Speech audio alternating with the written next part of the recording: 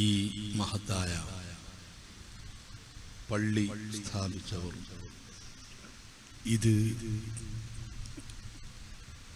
ഇവിടുത്തെ ദീനീ പ്രവർത്തനങ്ങൾക്ക് നേതൃത്വം കൊടുക്കുന്നവർ, മദ്രസ, മറ്റു സ്ഥാപനങ്ങൾ നടത്തിക്കൊണ്ടുപോകുന്നു, ഇവിടുത്തെ ദീനീ സംരംഭങ്ങൾക്ക്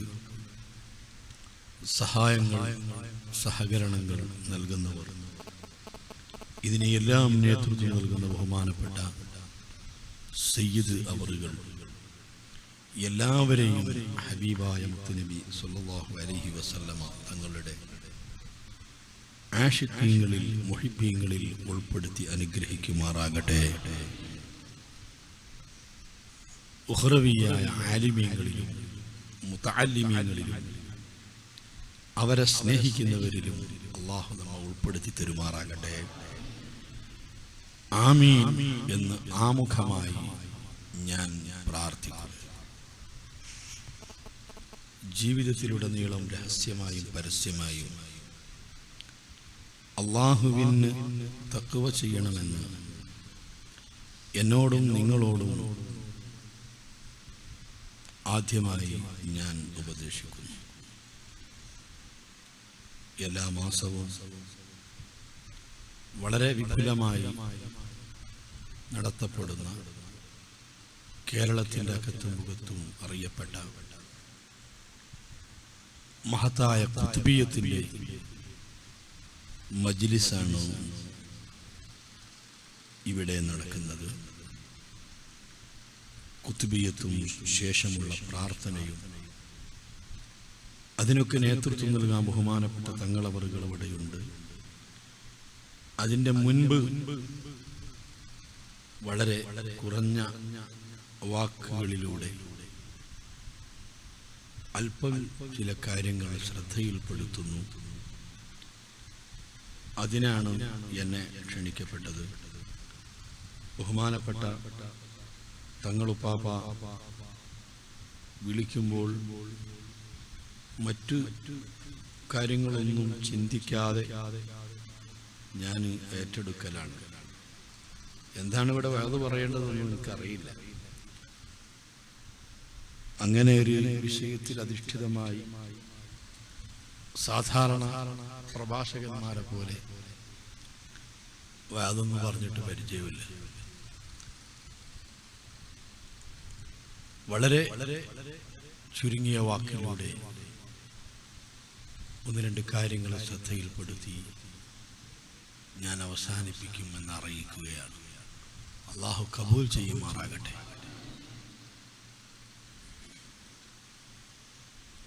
സഹോദരന്മാരെ,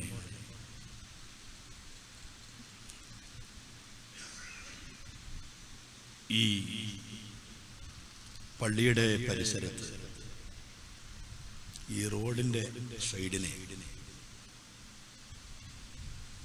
ഒരു സെന്റ് ഭൂമിക്ക് എത്ര രൂപ വില ഉണ്ടാവും? ഇവിടെയൊക്കെ ഭൂമിക്ക് നല്ല വില ഉണ്ടാവും അല്ലേ? ഒരു സെന്റ് ഭൂമിക്ക് ഒരു 3 ലക്ഷം ഒക്കെ ഉണ്ടാവും.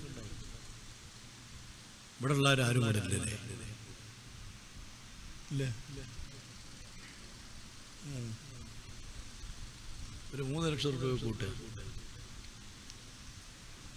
എന്നാൽ നമ്മുടെ NH റോഡിനോട് അടുത്ത് ഒരു സെന്റ് ഭൂമിക്ക് എത്ര ഉണ്ടാവും? ഒരു 10-15 ലക്ഷം റുപ്യൊക്കെ ഉണ്ടാവില്ലേ? 1 ലക്ഷം ഉണ്ടാവും. നമ്മുടെ കോഴിക്കോട് സിറ്റിയിൽ ഒരു സെന്റ് ഭൂമിക്ക് എത്ര റുപ്യ വില ഉണ്ടാവും? അത് ഒരു 10, 50, 60 കോടി ലക്ഷമൊക്കെ ഉണ്ടാവും. എന്നാ പിന്നെ നമ്മുടെ ബോംബെ സിറ്റിയിൽ ഒരു സെന്റ് ഭൂമിക്ക് എത്ര ഉണ്ടാവും? കേരളത്തിൽ അല്ല, ഇന്ത്യയിലെ ഏറ്റവും വലിയ സിറ്റിയാകുന്ന ബാംഗ്ലൂർ സിറ്റിയിൽ ഒരു സെന്റ് ഭൂമിക്ക് എത്ര ഉണ്ടാവും? ഡൽഹിയിലും കൊൽക്കത്തയിലും ഒക്കെ എത്രയുണ്ടാവും? ഒന്നുകൂടി ചിന്തിച്ചു. വെറുതെ പറയല്ല, കാര്യത്തിന് പറയാ. ഹോങ്കോങ് സിറ്റിയിൽ എത്ര ഉണ്ടാവും? അങ്ങനെ ചിന്തിച്ചു നോക്കിയാൽ ഈ ഭൂമി എത്ര കോടി ഡോളറിന് ഉണ്ടാവും.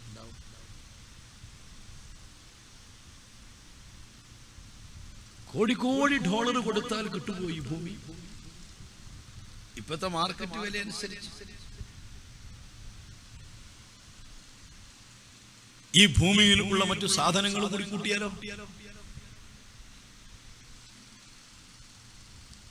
അല്ലോ, ഒന്ന് ചിന്തിച്ചു നോക്കൂ. നിങ്ങൾക്ക് പറ്റുമെങ്കിൽ ഈ ഭൂമിക്കും ഭൂമിയിലുള്ള വസ്തുക്കൾക്കും എത്ര വില ഉണ്ടാവും?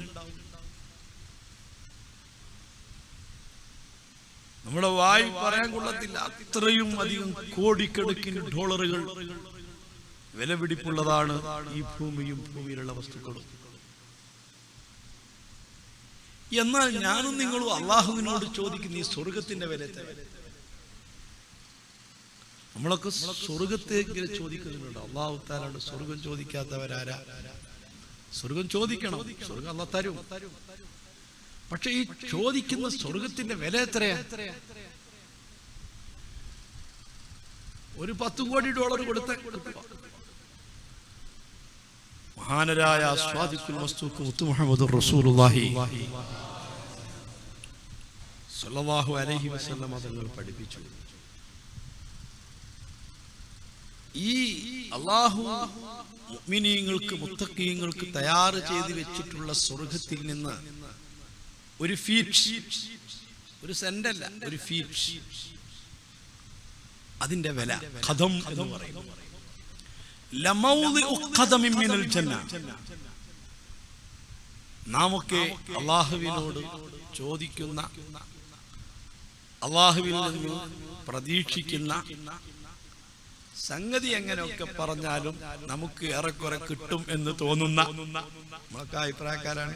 കിട്ടും. അല്ലാഹു നമ്മുടെ പ്രതീക്ഷയൊക്കെ സാക്ഷാത്കരിച്ച് തരുമാറാകട്ടെ. ആ സ്വർഗത്തിൽ നിന്ന് ഒരു ഖദമിന്റെ സ്ഥലം ഈ ദുനിയാവും ദുനിയാവിലുള്ള സകല വസ്തുക്കളും നൽകിയാൽ അതിന്റെ ഒരു ഖദമിനോട് തുല്യമാവുകയില്ല എന്ന് മുഹമ്മദുർ റസൂലുള്ളാഹി. സ്വർഗം നരകമൊക്കെ ഉണ്ട് എന്ന് നമുക്ക് പഠിപ്പിച്ചു തന്ന മുത്തുനബി സ്വല്ലല്ലാഹു അലൈഹി വസല്ലം തങ്ങൾ പറയുകയാണ്,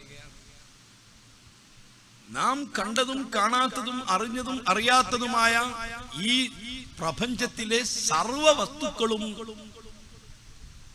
നൽകിയാൽ സ്വർഗത്തിലെ ഒരു ഖദമിന്റെ സ്ഥലത്തോട് തുല്യമാവുകയില്ല. അത്ര വിലപിടിപ്പുള്ള സ്വർഗം. ആ സ്വർഗത്തെയാണ് നമ്മൾ അല്ലാഹുവിനോട് ചോദിക്കുന്നത്. ആ സ്വർഗമാണ് നമുക്ക് കിട്ടേണ്ടത്. ആ സ്വർഗത്തിന് വേണ്ടിയാണ് നാം പലരും പലതും ചെയ്യുന്നത്. എങ്കിൽ ആ സ്വർഗം ലഭിക്കാൻ എന്തൊരു ത്യാഗമാണ് ഞാനും നിങ്ങളൊക്കെ ചെയ്തത്. വഅദ് പറയാൻ എന്തൊരു എളുപ്പം, പ്രസംഗിക്കുവാനും ക്ലാസ് എടുക്കാനും എന്തൊരു എളുപ്പം. അതൊന്നും ഒരു പ്രശ്നമുള്ള പ്രയാസമുള്ള കാര്യമല്ല.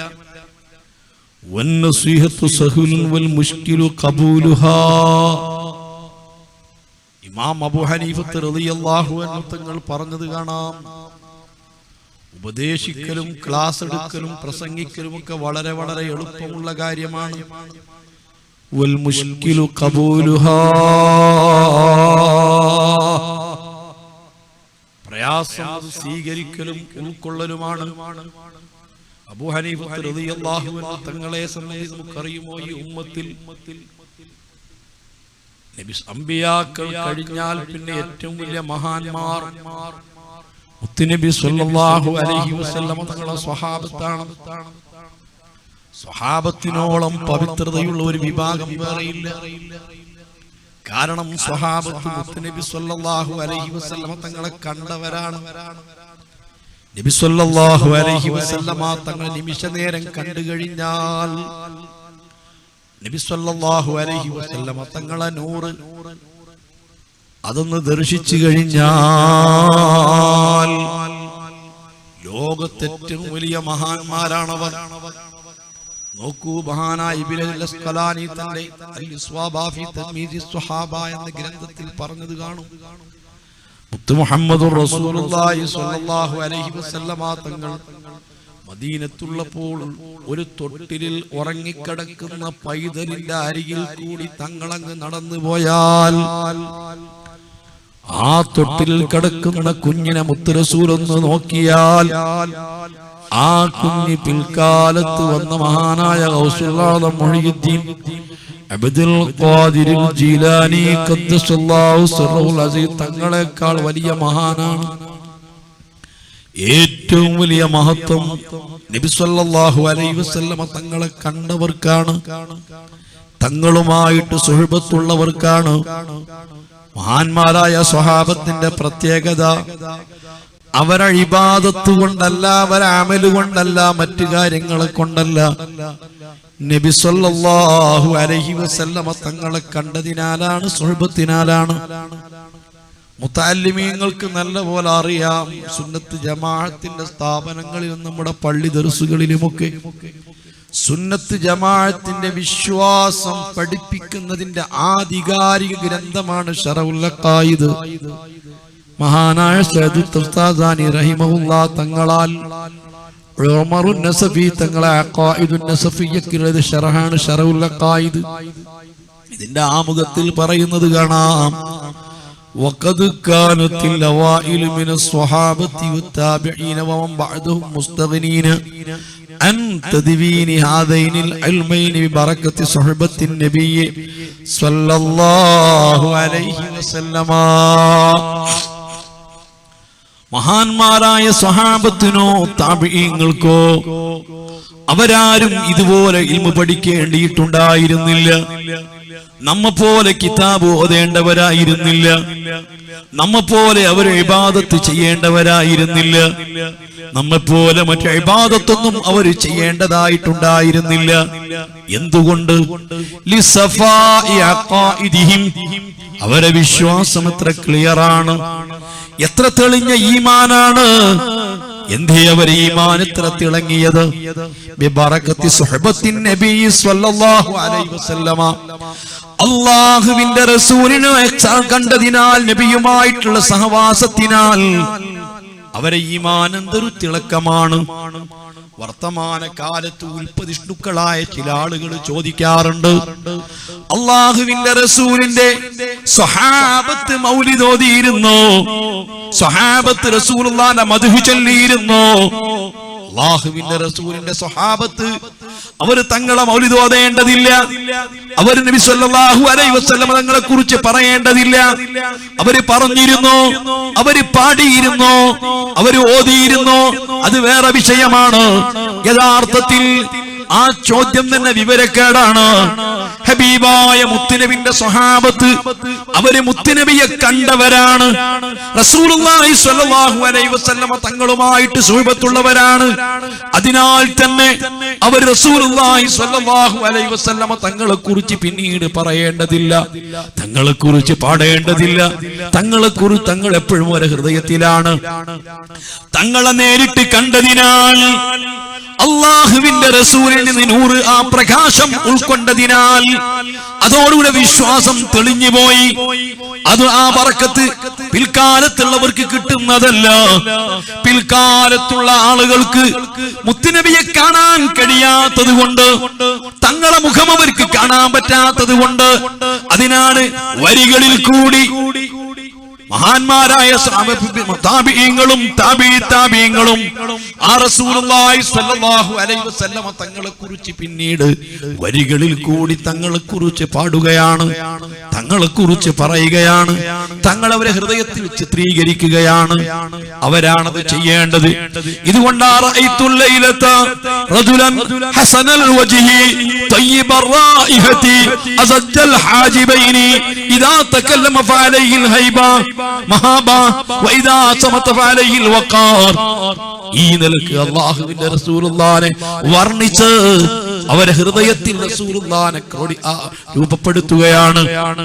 അത് പിൽക്കാലത്ത് അകന്നകന്ന് വരുന്നതോടുകൂടി കൂടുതൽ കൂടുതൽ ആവശ്യമായി വരികയാണ്. ആദ്യകാലത്തുള്ള ആളുകൾക്കുള്ള ബുദ്ധിയോ, ആദ്യകാലത്തെ ആളുകൾക്കുള്ള ശക്തിയോ, അവർക്കുള്ള പവറോ പിൽക്കാലത്തില്ല. ഞാൻ ചോദിക്കുന്നു, 100 വർഷം മുമ്പുള്ള ആളുകളെ ശക്തി ശക്തിയുണ്ടോ, അവരെ ബുദ്ധിയുണ്ടോ, അവരെ മികവുണ്ടോ, ഏതെങ്കിലും വിഷയത്തില് നമ്മുടെ ഉപ്പാപ്പമാര് ചെയ്തിരുന്ന ത്യാഗങ്ങളോ അവര് ചെയ്തിരുന്ന പ്രവർത്തനങ്ങളോ നമുക്ക് ചെയ്യാൻ പറ്റുമോ? പറ്റില്ല. എന്തുകൊണ്ട്? നാം എല്ലാം കൊണ്ടും തളർന്നു പോയി, ക്ഷീണിച്ചു പോയി. സുബ്ഹാനല്ലാഹ്.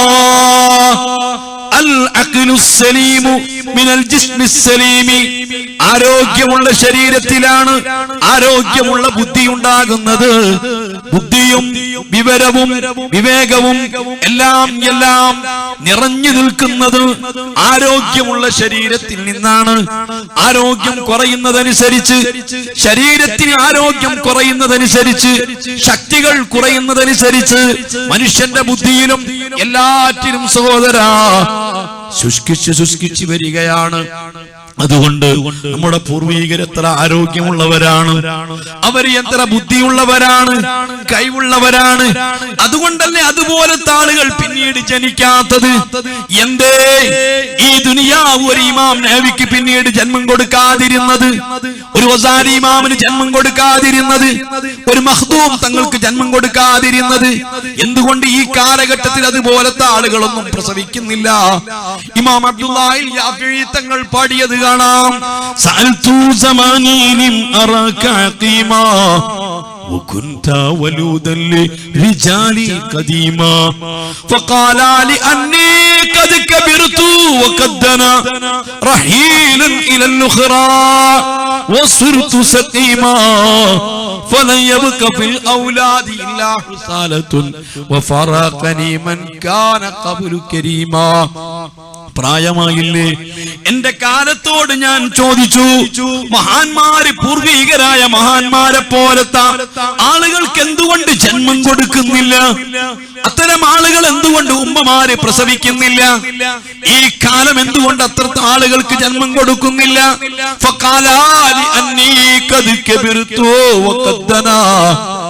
കാലം എന്നോട് പറഞ്ഞ മറുപടി, കാലമൊക്കെ പ്രായമായി പോയില്ലേ?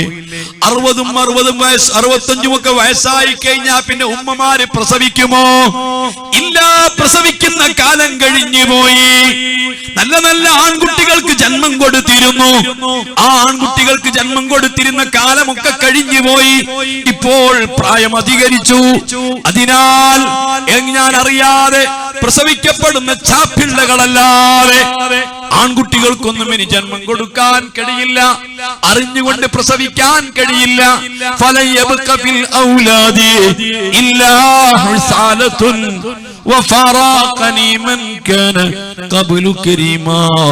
ചണ്ടികൾ മാത്രമേ ഇപ്പോൾ ബാക്കിയുള്ളൂ.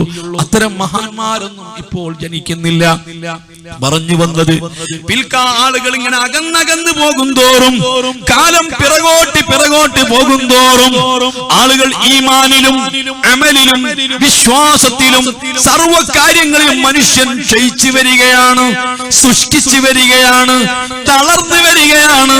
അതിനാൽ തന്നെ ആ കാലഘട്ടത്തിലുള്ളതിനേക്കാൾ കൂടുതൽ പിൽക്കാലത്ത് ഓതേണ്ടി വരുന്നു, വായിക്കേണ്ടി വരുന്നു, പഠിക്കേണ്ടി വരുന്നു, ചിന്തിക്കേണ്ടി വരുന്നു. ഇതുകൊണ്ടാണ് ബഹുമാനപ്പെട്ട സ്വഹാബത്ത് റളിയല്ലാഹു അൻഹും അവരെ മുത്തുനബി സ്വല്ലല്ലാഹു അലൈഹി വസല്ലമ തങ്ങളെ കണ്ടതിനാൽ അവർക്ക് ഒരാളും ഒന്നും അവർക്ക് ഇൽമു പഠിക്കേണ്ടതായിട്ടില്ല. അവർ ഇതുപോലെ കിതാബുകൾ ഓതി പഠിച്ചില്ല, പ്രധാനമായിട്ട് ഇൽമു അവർ പഠിക്കേണ്ടി വന്നില്ല. അത്രയും അവർ ക്ലിയറാണ്. ഹബീബിനെ പറ്റി അവർ മൗലിദ് ഓതേണ്ടി വന്നില്ല. അതേ സമയത്ത് പിൽക്കാലത്ത് വന്നവർ നബി സ്വല്ലല്ലാഹു അലൈഹി വസല്ലമ തങ്ങളെ ഹൃദയത്തിൽ വായിച്ചെടുക്കാൻ വേണ്ടി, തങ്ങളെ ഹൃദയത്തെ രൂപപ്പെടുത്താൻ വേണ്ടി നല്ല പോലെ വാരി എഴുതുകയാണ്, പാടുകയാണ്. ഓർത്തു നോക്കൂ, ബഹുമാനപ്പെട്ട ഉവൈസുൽ ഖറനി റളിയല്ലാഹു അൻഹു ഹബീബായ മുത്തുനബിയുടെ കാലഘട്ടത്തിൽ ജീവിച്ച മഹാനാണ് ഉവൈസ് ഇബ്നു ആമിർ. ഇടയ്ക്കെന്റെ പ്രിയപ്പെട്ട സഹോദരന്മാരോട് ഞാൻ ഓർമ്മപ്പെടുത്തുകയാണ്, 11 ആളുകൾക്ക് പ്രാർത്ഥനയ്ക്ക് ഇജാബത്ത് കിട്ടുമെന്നുറപ്പാണ്. 11 വിഭാഗത്തിൽപ്പെട്ട ആളുകൾക്ക് ഏത് കാര്യവും അവര് പ്രാർത്ഥിച്ചാൽ അവരെ പ്രാർത്ഥനയ്ക്ക് ഉത്തരം കിട്ടുമെന്നുറപ്പാണ്. അല്ലാത്തവരെ പ്രാർത്ഥനയ്ക്ക് ഇജാബത്ത് കിട്ടാതിരിക്കാം. ആ 11 ആളുകൾ ആരാണ്? ആ 11 കൂടി പറയാൻ ഞാൻ ഈ സമയത്ത് ഉദ്ദേശിക്കുന്നില്ല. പക്ഷേ അതിലൊന്നാരാണ്, നിങ്ങൾ ഓർക്കൂ, നമ്മൾ പല ആവശ്യങ്ങൾക്ക് വേണ്ടി നമ്മൾ ദുആ ചെയ്യുന്നു. ഈ ഇരിക്കുന്നവരെ കൂട്ടത്തിൽ എന്തെല്ലാം ആവശ്യങ്ങളുള്ളവരുണ്ട്, എന്തെല്ലാം കാര്യങ്ങൾ സാധിച്ചു കിട്ടേണ്ടവരുണ്ട്. രോഗമുള്ളവരുണ്ട്, കടമുള്ളവരുണ്ട്, വീട് വെക്കാൻ ആവശ്യമുള്ളവരുണ്ട്, മക്കളെ കെട്ടിക്കേണ്ടവരുണ്ട്, ഇൽമ് കിട്ടണമെന്ന് ആഗ്രഹിക്കുന്നവരുണ്ട്, പാപങ്ങൾ പുറത്തു കിട്ടണമെന്ന് ചിന്തിക്കുന്നവരുണ്ട്. അല്ലാഹ് എന്തെല്ലാം ആവശ്യങ്ങളുമായിട്ടാണ് ഇവിടെ എത്തിയത്. അല്ലാഹു എല്ലാവരുടെ ആവശ്യങ്ങളും ഈ മഹത്തായ സദസ്സിന്റെ ബറക്കത്ത് കൊണ്ട്, നമുക്ക് പ്രാർത്ഥനയ്ക്ക് നേതൃത്വം നൽകുന്ന ബഹുമാനപ്പെട്ട തങ്ങളുടെ ദുആഇന്റെ ബറക്കത്ത് കൊണ്ട്, കുതുബിയത്തിന്റെ ബറക്കത്ത് കൊണ്ട് എല്ലാം പടച്ച റബ്ബ് എളുപ്പമാക്കി തരട്ടെ. എന്നാൽ ആർക്കാണ് ആത്മാർത്ഥമായിട്ട് കാര്യങ്ങൾ സാധിച്ചു കിട്ടണമെന്ന് താല്പര്യമുള്ളത്? ഞാൻ പറഞ്ഞു വെച്ച വിഷയം നിങ്ങൾ മറക്കണ്ട. നമ്മുടെ ആവശ്യങ്ങൾ നിറവേറ്റി കിട്ടണം, നമ്മുടെ ഉദ്ദേശങ്ങൾ സഫലീകരിക്കപ്പെടണം എന്ന് ആഗ്രഹമുള്ളവരാരാണ്? ബഹുമാനപ്പെട്ട മുഹമ്മദുർ റസൂലുള്ളാഹ് സ്വല്ലല്ലാഹു അലൈഹി വസല്ലമ തങ്ങൾ പഠിപ്പിച്ചതല്ലേ, എല്ലാ രാത്രിയും പകലും രാത്രിയുമായിട്ട് പുണ്യം രാത്രിക്കാണ്. പകൽ സമയത്തേക്കാൾ പുണ്യം രാത്രി സമയത്തിനാണ്. പകലിനേക്കാൾ എത്രയോ പവർ രാത്രിക്കുണ്ട്. അതുകൊണ്ടാണ്, കാരണം രാത്രി അള്ളാഹുവിന്റെ ജമാല് മാത്രം പ്രകടമാകുന്ന സമയമാണ്. പടച്ച റബ്ബിന്റെ ജലാലത്ത് പ്രകടമാകുന്ന സമയമാണ് പകൽ സമയം. ഗൗരവം പ്രകടമാകുന്ന സമയമാണ്. അള്ളാഹുവിന്റെ ജലാലത്തിന്റെ സിഫാത്തുകൾ വെളിവാകുന്ന സമയമാണ് പകല്. അതുകൊണ്ട് ആ പകലുള്ള നിസ്കാരത്തിലൊക്കെ നമ്മൾ പതുക്കെ ഓതുന്നത്. അതേ സമയത്ത് രാത്രിയിൽ ഒറ്റക്ക് നിസ്കരിക്കുന്നവൻ തന്റെ നിസ്കാരത്തില്, ഇമാമ് നിൽക്കുന്നവൻ തന്റെ നിസ്കാരത്തില് ഉറക്കെയാണ് ഓതാറുള്ളത്. ഒറ്റക്ക് നിസ്കരിക്കുന്നവൻ തന്റെ സ്വന്തം ശരീരം കേൾക്കുന്നതിനേക്കാൾ അല്പം ഉറക്കെ ഓതൽ സുന്നത്തുണ്ട്. ഇമാമും തന്നെ മൗമൂമിങ്ങൾ കേൾക്കുന്ന രൂപത്തിൽ ഓതൽ സുന്നത്തുണ്ട്. എന്താണ് പകലാ സുന്നത്തില്ലാത്തത്? രാത്രി മാത്രമാ സുന്നത്ത്. എന്തുകൊണ്ടാണ്? പകൽ സമയത്ത് അല്ലാഹുവിന്റെ ജലാലത്ത് പ്രകടമാകുന്ന സമയമാണ്. റബ്ബിനോടൊന്ന് ഉറക്കെ പറയാൻ ധൈര്യമില്ല.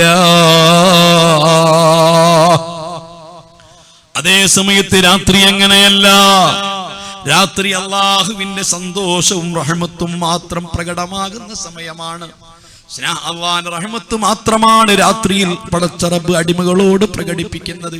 മോനെ, രാത്രി എന്ന് പറയുന്നത് എപ്പോഴാ? മഗ്രിബിന് വാങ്ങി വിളിച്ച സമയം മുതൽ അസ്തമിച്ചത് മുതൽക്ക്, അതേ ഫജ്ർ സാദിഖ് സുബ്ഹിക്ക് വാങ്ങി വിളിക്കുന്ന സമയം വരെയാണ്. ഈ സമയത്തിനാണ് രാത്രി എന്ന് പറയുന്നത്.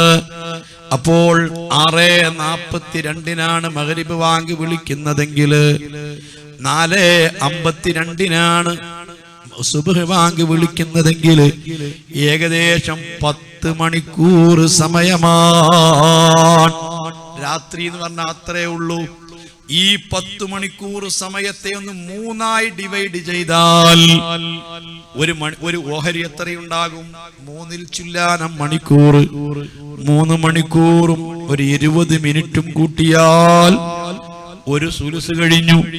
മഗ്രിബ് വാങ്ങി വിളിച്ചത് മുതൽ 3 മണിക്കൂറും 20 മിനിറ്റും കഴിഞ്ഞാൽ രാത്രിയുടെ 1/3 ഒരു ഭാഗം തീർന്നുപോയി. ഇശാ നിസ്കരിക്കുന്നതിന്റെ പ്രധാനപ്പെട്ട സമയമാണത്. മുഖ്താറായ വഖത്താണത്. അത് കഴിഞ്ഞാൽ പിന്നെ മുഖ്താറായ വഖത്ത് തീർന്നുപോയി. സുബ്ഹാനല്ലാഹ്. പിന്നീട് 3 മണിക്കൂറും 20 മിനിറ്റും കഴിഞ്ഞാൽ രാത്രിയുടെ 2ാമത്തെ സുലുസും കഴിഞ്ഞുപോയി. ഇനി ഒരു 3 മണിക്കൂറും 20 മിനിറ്റുമുണ്ട്. ആ സമയമാണ് സമയത്തിൽ ഏറ്റവും ശ്രേഷ്ഠമായ സമയം. അത്ര പുണ്യമുള്ളൊരു സമയമില്ല. സഹർ സമയം എന്നപ്പോഴാ പറയുന്നത്. ആ സമയത്തിന്റെ പ്രത്യേകത അറിയുമോ? അതാണ് മക്കളെ സമയത്തിന്റെ ഹൃദയം എന്ന് പറയുന്നത്. പടച്ച റബ്ബ് എല്ലാ അടിമകളെയും സ്വീകരിക്കാൻ കാത്തിരിക്കുന്ന സമയമാണ്. നിങ്ങളൊന്ന് ഓർത്തു നോക്കൂ, ലോകത്ത് ഏതെല്ലാം ഔലിയാക്കളെ നിങ്ങൾക്ക് പരിചയമുണ്ട്, അമ്പിയാക്കളെ കുറിച്ച് നിങ്ങൾക്ക് പരിചയമുണ്ട്, ഏതെല്ലാം മഹാന്മാരെ നിങ്ങൾ കേട്ടിട്ടുണ്ട്. ഈ മഹാന്മാര് മുഴുവനും ആ സമയത്ത് എഴുന്നേറ്റവരാണ്.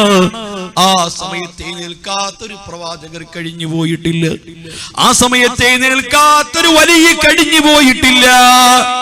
ആ സമയത്ത് എഴുന്നേൽക്കാത്തൊരു മഹാനും കഴിഞ്ഞു പോയിട്ടില്ല.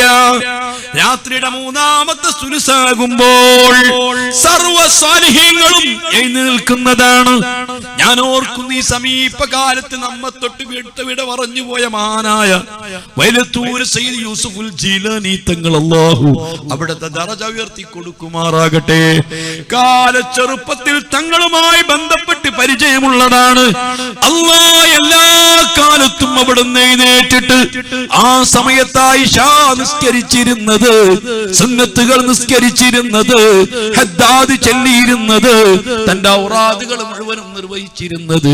പലപ്പോഴും ഞാൻ തങ്ങളും പാപ്പയോട് ചോദിച്ചിരുന്നു, തങ്ങളോ പാപ്പ, തങ്ങൾ എന്താണ് അങ്ങനെ ചെയ്യുന്നത്? ഒരുപാട് സമയം ഒരുപാട് തവണ ഞാൻ തങ്ങളുമായി കൂടെ യാത്ര ചെയ്തിട്ടുണ്ട്. അപ്പോഴൊക്കെയും തങ്ങൾ അങ്ങനെയാണ് ചെയ്യാറുള്ളത്. അവിടുന്ന് പറഞ്ഞ മറുപടി, മോനെ, ആ സമയത്ത് സർവ്വ ഔലിയാക്കളും എഴുന്നേൽക്കുന്നതാണ്, സർവ്വ സ്വാലിഹീങ്ങളും എഴുന്നേൽക്കുന്നതാണ്. അവരൊക്കെ റബ്ബിനോട് ദുആ ചെയ്യുന്നതാണ്. ആ കൂട്ടത്തിൽ ഞാനും ഉണ്ടായാൽ അത് വല്ലാത്തൊരു ഭാഗ്യമാണ്. മുസ്ലിമീങ്ങളെ, ഞാൻ എന്റെ പ്രിയപ്പെട്ട മുസ്ലിം സഹോദരങ്ങളോട് ചോദിക്കുന്നു, എല്ലാവരുടെ പ്രാർത്ഥനക്കും ഉത്തരം കിട്ടുന്ന സമയമാണ്. എന്റെ ശബ്ദം കേൾക്കുന്ന മുസ്ലിം സഹോദരന്മാരോട് ഞാൻ ചോദിക്കുന്നു, ആരാ മക്കളെ നമ്മുടെ കൂട്ടത്തിൽ തെറ്റ് ചെയ്യാത്തത്? ആരാണ് അരുതായ്മകൾ ചെയ്തു പോകാത്തത്? ആരാ ദോഷങ്ങൾ ചെയ്തു പോകാത്തത്? ആരാ തീരെ ഹറാമുകൾ ചെയ്യാത്തത്? ആരാ കുറ്റമറ്റ ജീവിതം നയിക്കുന്നവര്? അമ്പിയാക്കൾ പ്രത്യേകം പാപ സുരക്ഷിതരാണ്, ഔലിയാക്കൾ പ്രത്യേകം കാവലുള്ളവരാണ്. അല്ലാത്ത സാധാരണക്കാരായ നമ്മെപ്പോലുള്ള ആളുകളൊക്കെ സാഹചര്യത്തിന്റെ സന്ദർഭങ്ങൾക്ക് വഴങ്ങിയിട്ട് പിശാചിന്റെ പ്രേരണക്ക് വശംവദരായിട്ട് ദിനേന പല തെറ്റുകളും തിന്മകളും ചെയ്തു പോകുന്നവരാണ്. ഈ തിന്മകളൊക്കെ പടച്ച റബ്ബ് നമുക്ക് പുറത്തു തരുമെന്ന് പ്രതീക്ഷിക്കുന്നതാണ്. മഹാനായ റബ്ബുൽ ഇസ്സത്ത് തെറ്റ് ചെയ്തിട്ടുള്ള ആളുകളെ, ഇങ്ങ് വാടാ, ഞാൻ നിന്നെ കാത്തിരിക്കുകയാ. തെറ്റ് ചെയ്ത ആളുകളെ നരകത്തിലിടാൻ വേണ്ടി പടച്ച റബ്ബ് കാത്തു നിൽക്കുകയല്ല, നരകം സൃഷ്ടിച്ചു വെച്ചുകൊണ്ട് കഠോരമായ ശിക്ഷ അല്ലാഹു തയ്യാർ ചെയ്തു വെച്ചുകൊണ്ട് വാടാ കാണിച്ചു തരാം എന്ന് പറഞ്ഞുകൊണ്ട് പടച്ച റബ്ബ് ശിക്ഷിക്കാൻ വേണ്ടി കാത്തിരിക്കുന്നവനല്ല. റബ്ബിനെ പറ്റി ഒരാളും അങ്ങനെ ധരിക്കരുത്. ഒരു മനുഷ്യൻ ദുർബല നിമിഷത്തിൽ തെറ്റ് ചെയ്തു പോയാൽ, അല്ലാഹ് കള്ളു കുടിച്ചു പോയാൽ, അല്ലാഹ് വ്യഭിചരിച്ചു പോയാൽ, കളവ് പറഞ്ഞു പോയാൽ, പല തിന്മകളും അങ്ങനെ ചെയ്തു പോയാൽ, ആ അടിമയ്ക്ക് തെറ്റിൽ നിന്നൊന്ന് പടച്ച റബ്ബിനോട് പൊറുക്കൽ തേടാൻ, അതൊന്ന് അത് കഴുകിക്കളയാൻ, അതൊന്ന് പൊറുപ്പിക്കാൻ എന്തെല്ലാം അവസരങ്ങളാ പടച്ച റബ്ബ് നൽകുന്നത്, എത്ര സന്ദർഭങ്ങളാ പടച്ച റബ്ബ് നൽകുന്നത്. ഈ സന്ദർഭങ്ങളെല്ലാം നൽകിയിട്ട് അതൊന്നും ഉപയോഗപ്പെടുത്താതെ, അതിലേക്കൊന്നും തിരിയാതെ അല്ലാഹുവിനെ തൊട്ട് ധിക്കരിച്ചുകൊണ്ട് തിരിഞ്ഞു കളഞ്ഞവർക്ക് മാത്രമാ പടച്ച റബ്ബിന്റെ ശിക്ഷയുള്ളത്. വുളു എടുക്കുന്നത് കൊണ്ട് പാപങ്ങൾ പൊറുക്കുന്നത്, അല്ലാത്ത പാപങ്ങൾ നിസ്കരിച്ചുകൊണ്ട് പൊറുക്കുന്നത്, നിസ്കാരം കൊണ്ട് പൊറുക്കാത്ത പാപങ്ങള് വെള്ളിയാഴ്ച ജുമുഅ കൊണ്ട് പൊറുക്കുന്നത്, ജുമുഅ കൊണ്ട് പൊറുക്കാത്ത പാപങ്ങള് വേറെ പല സൽക്കർമ്മങ്ങളെ കൊണ്ട് പൊറുക്കുന്നത്, അങ്ങനെയൊന്നും പൊറുക്കാത്ത പാപങ്ങള് വിശുദ്ധ റമദാൻ കൊണ്ടും പൊറുക്കുന്നത്. ഇതൊക്കെ പാപങ്ങൾ പൊറുത്തു തരാൻ പടച്ച റബ്ബ് വെച്ചിരിക്കുന്ന സന്ദർഭങ്ങളാണ്, അവസരങ്ങളാണ്. നിങ്ങൾക്ക് കേൾക്കണം, ആരാ നമുക്ക് അല്ലാഹു ഉണ്ട് എന്ന് പഠിപ്പിച്ചു തന്നത്? ആരാണ് ഈ ഖുർആൻ റബ്ബിന്റെ വചനങ്ങളാണെന്ന് പഠിപ്പിച്ചു തന്നത്. ആരാ? സ്വർഗമുണ്ടെന്ന് നരകമുണ്ടെന്ന് ഈ കാര്യങ്ങളെല്ലാം നമുക്ക് പഠിപ്പിച്ചു തന്നതാരാണ്? നിസ്കരിക്കണമെന്ന് പഠിപ്പിച്ചു തന്നതാരാണ്? നോമ്പെടുക്കണമെന്ന് പഠിപ്പിച്ചു തന്നതാരാണ്? കള്ളുകുടിക്കരുതെന്ന് പഠിപ്പിച്ചു തന്നതാരാണ്? ഇതെല്ലാം പഠിപ്പിച്ചു തന്ന സർവാധിനാഥനായ റസൂലുള്ളാഹി സ്വല്ലല്ലാഹു അലൈഹി വസല്ലമ തങ്ങൾ പറയുന്നു, പടച്ച റബ്ബ് ഞാൻ പറഞ്ഞ സമയത്ത് സഹർ സമയമാകുമ്പോൾ എല്ലാ രാത്രിയിലും പടച്ച റബ്ബ് ഒരു അനൗൺസ്മെന്റ് ചെയ്യുന്നുണ്ട്. അലാ ഹൽ മിൻ മുസ്തഗ്ഫിരിൻ ഫഗ്ഫിർ ലഹു. ദുർബല നിമിഷത്തിൽ തെറ്റ് ചെയ്തു പോയവരില്ലയോ? ലഹരി ഉപയോഗിച്ചു പോയവരില്ലയോ? കള്ളുകുടിച്ചു പോയവരില്ലയോ? അരുതായ്മകൾ ചെയ്തു പോയവരില്ലയോ? ഒരിക്കലും ചെയ്യരുത് എന്ന് ചിന്തിച്ച തെറ്റുകൾ പോലും ചെയ്തു പോയവരില്ലയോ? അത്തരം തെറ്റ് ചെയ്തവർക്ക് എന്നോടൊന്ന് പൊറുക്കൽ തേടിക്കൂടെ? എന്നോടൊന്ന് പറഞ്ഞുകൂടെ? എന്നോടൊന്ന് മാപ്പ് ചോദിച്ചുകൂടെ? ഞാൻ പുറത്തു കൊടുക്കുമല്ലോ എന്ന് പറഞ്ഞ് ആ സമയത്ത് പടച്ച റബ്ബ് കാത്തിരിക്കുകയോ. അലാ ഹൽ മിൻ മുബ്തലൻ. എത്രയെത്ര രോഗമുള്ളവരുണ്ട്. ക്യാൻസർ ഉള്ളവരുണ്ട്, ഷുഗർ ഉള്ളവരുണ്ട്, പ്രഷർ ഉള്ളവരുണ്ട്, അൾസർ ഉള്ളവരുണ്ട്, ട്യൂമർ ഉള്ളവരുണ്ട്, വേദന കടിച്ചിറക്കുന്നവരുണ്ട്, വിവിധ രോഗങ്ങളെ കൊണ്ട് പരീക്ഷിക്കപ്പെടുന്ന ഹോസ്പിറ്റലിൽ കടന്നുകൊണ്ട് മേൽപോട്ട് കണ്ണുന്നിട്ട് കഷ്ടപ്പെടുന്ന രോഗികളില്ലയോ? എന്നോടൊന്ന് പറഞ്ഞുകൂടെ? ഒന്ന് ചോദിച്ചുകൂടെ? ഒന്ന് ദുആ ചെയ്തുകൂടെ? ഞാൻ സുഖപ്പെടുത്തുമല്ലോ. എല്ലാ രാത്രിയും പടച്ച റബ്ബ് അനൗൺസ്മെന്റ് ചെയ്യുന്നുണ്ടെന്ന് ഞാനല്ല, മുഹമ്മദുർ റസൂലുള്ളാഹ്. പക്ഷേ ഒരു കാര്യമുണ്ട്, അല്ലാഹു സുബ്ഹാനഹു വ തആലയോട് ദുആ ചെയ്യാൻ എല്ലാവർക്കും തോന്നുന്നതല്ല. അങ്ങനെ തോന്നുകയില്ല. എന്തെങ്കിലുമൊക്കെ ഇൽമുള്ള ആളുകൾക്ക് മാത്രമേ ഇൽമു പഠിക്കണമെന്ന് തോന്നുകയുള്ളൂ, ഇൽമു കേൾക്കണമെന്ന് തോന്നുകയുള്ളൂ, ഇൽമിന്റെ സദസ്സിൽ പങ്കെടുക്കണമെന്ന് തോന്നുകയുള്ളൂ. അങ്ങനെ ഒന്ന് തോന്നിക്കിട്ടണമെങ്കിൽ അല്പം ഇൽമു നമുക്ക് വേണേ. തീരെ ഇൽമില്ലാത്ത ആളുകൾക്ക് ആ ഒരു ചിന്ത വരുന്നതല്ല. അതെ, നമ്മുടെ പാർട്ടി ആയതുകൊണ്ട്, നമ്മുടെ സംഘടനയായതുകൊണ്ട്, നമ്മുടെ പരിപാടി ആയതുകൊണ്ട് പങ്കെടുക്കാതിരിക്കാൻ വയ്യല്ലോ എന്ന് കരുതിയിട്ട് പങ്കെടുക്കുന്നവരാ. അതേ സമയത്ത് പ്രാർത്ഥനന്റെ മജ്ലിസ്, സാലിഹീങ്ങൾ ഒരുമിച്ച് കൂടുന്ന മജ്ലിസ്, കുതുബിയത്ത് ചെല്ലുന്ന മജ്ലിസ്, ദാലിഹീങ്ങൾ പ്രാർത്ഥിക്കുന്ന മജ്ലിസ്, സാദാത്തുക്കൾ പങ്കെടുക്കുന്ന മജ്ലിസ്, ആലിമീങ്ങൾ പങ്കെടുക്കുന്ന മജ്ലിസ്, ആ മജ്ലിസിൽ നിന്ന് പങ്കെടുത്തിട്ടൊന്ന് ദുആ ചെയ്യണമെന്ന് ഒരാൾക്ക് ഹൃദയത്തിന്റെ ഉള്ളിൽ നിന്ന് തോന്നണമോ? അവന് ഈമാൻ ആവശ്യമാ. അങ്ങനെ തോന്നുന്നില്ലെങ്കിൽ ഈമാനില്ലാത്ത ആളുകൾക്ക് അങ്ങനെ തോന്നുന്നതല്ല. അങ്ങനെ പ്രാർത്ഥിക്കുന്ന സമയത്ത് കൈകൾ നീരുന്നതല്ല, കൈകൾ പൊങ്ങുന്നതല്ല, ആമീൻ വരുന്നതല്ല. മുസ്ലിമീങ്ങളെ, യാഥാർത്ഥ്യമാ. വളച്ചുകെട്ടില്ലാതെ പറഞ്ഞാൽ ആത്മാർത്ഥതയോടുകൂടി കൈകൾ ഉയർത്തിയിട്ട്, കൈകൾ പടച്ച റബ്ബിലേക്ക് ഉയർത്തിയിട്ട് ചിട്ട പോലെ ഭവ്യതയോടുകൂടി ആമീൻ പറയാൻ യഥാർത്ഥ മുഅ്മിനീങ്ങൾക്കല്ലാതെ സാധിക്കുകയില്ല. മുഹമ്മദുർ റസൂലുള്ളാഹ്. അത്തരം ആളുകൾക്ക് അത് വരക്കണം എന്ന് തോന്നുള്ളൂ. അതേ സമയത്ത് നമ്മൾ അങ്ങനൊക്കെ ദ്വാരുന്നു, ശരിക്ക് ഭവ്യതോടി ചിട്ട ദ്വാരുന്നു. അല്ലാഹു സുബ്ഹാനഹു വ തആല ഇജാബത്ത് തരാൻ ഉദ്ദേശിച്ചില്ല, ഞങ്ങൾ ദ്വാരക്കൂല, ഉറപ്പാണ്.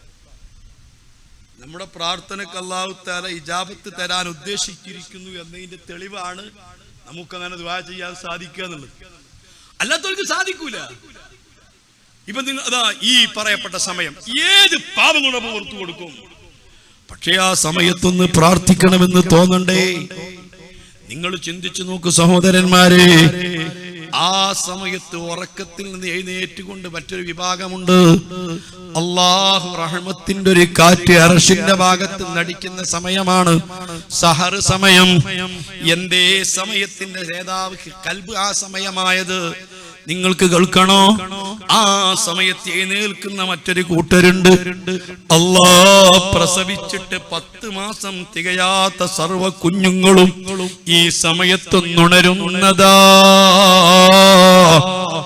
ഭാര്യയോടൊന്ന് ചോദിച്ചാളാ, ഉമ്മയോട് ചോദിച്ചാളാ, പ്രസവിച്ചിട്ട് 10 മാസം തികയാത്ത കുഞ്ഞുങ്ങള് ആ സമയത്തൊന്നുണരുന്നതാ.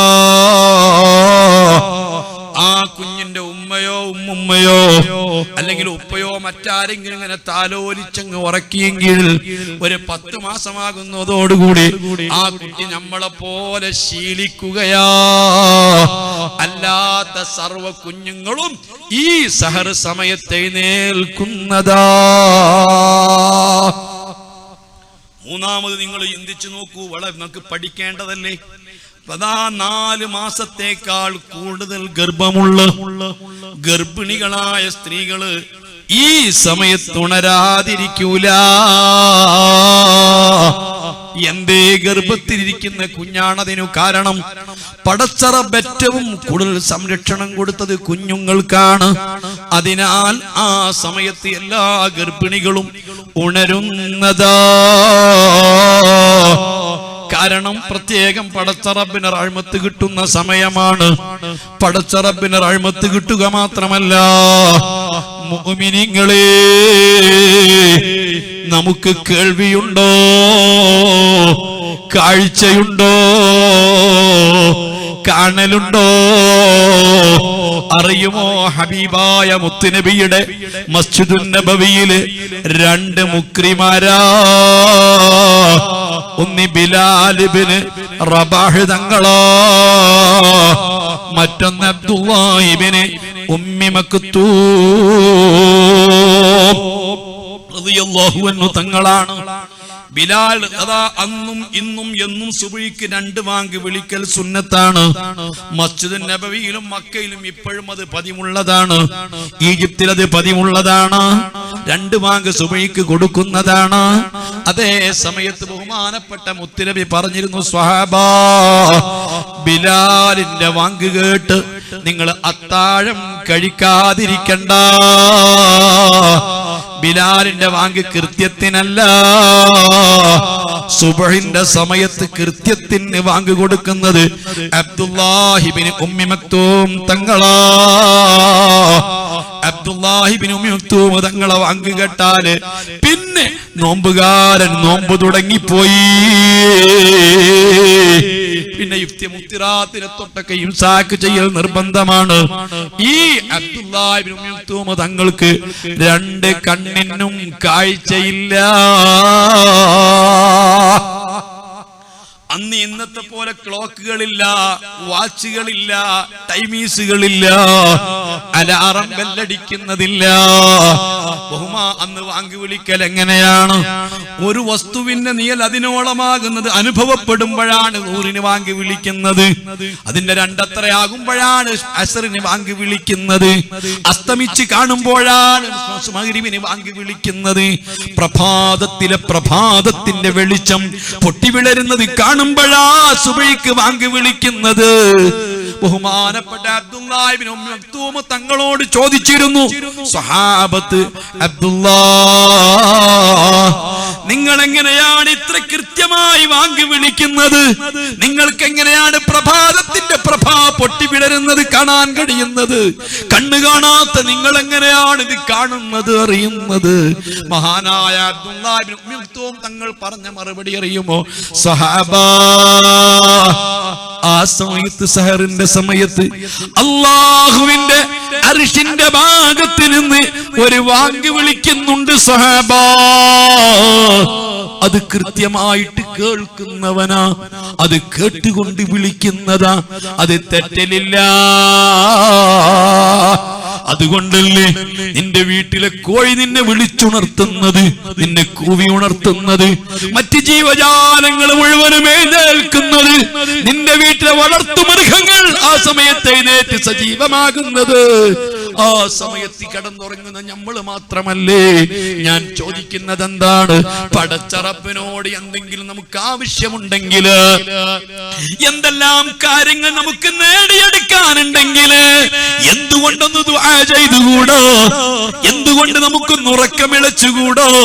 എന്തുകൊണ്ട് ആ സമയത്തൊന്ന് എഴുന്നേറ്റുകൂടാ? നമ്മുടെ പാപങ്ങൾ എന്തുകൊണ്ടൊന്ന് പൊറുപ്പിച്ചുകൂടാ?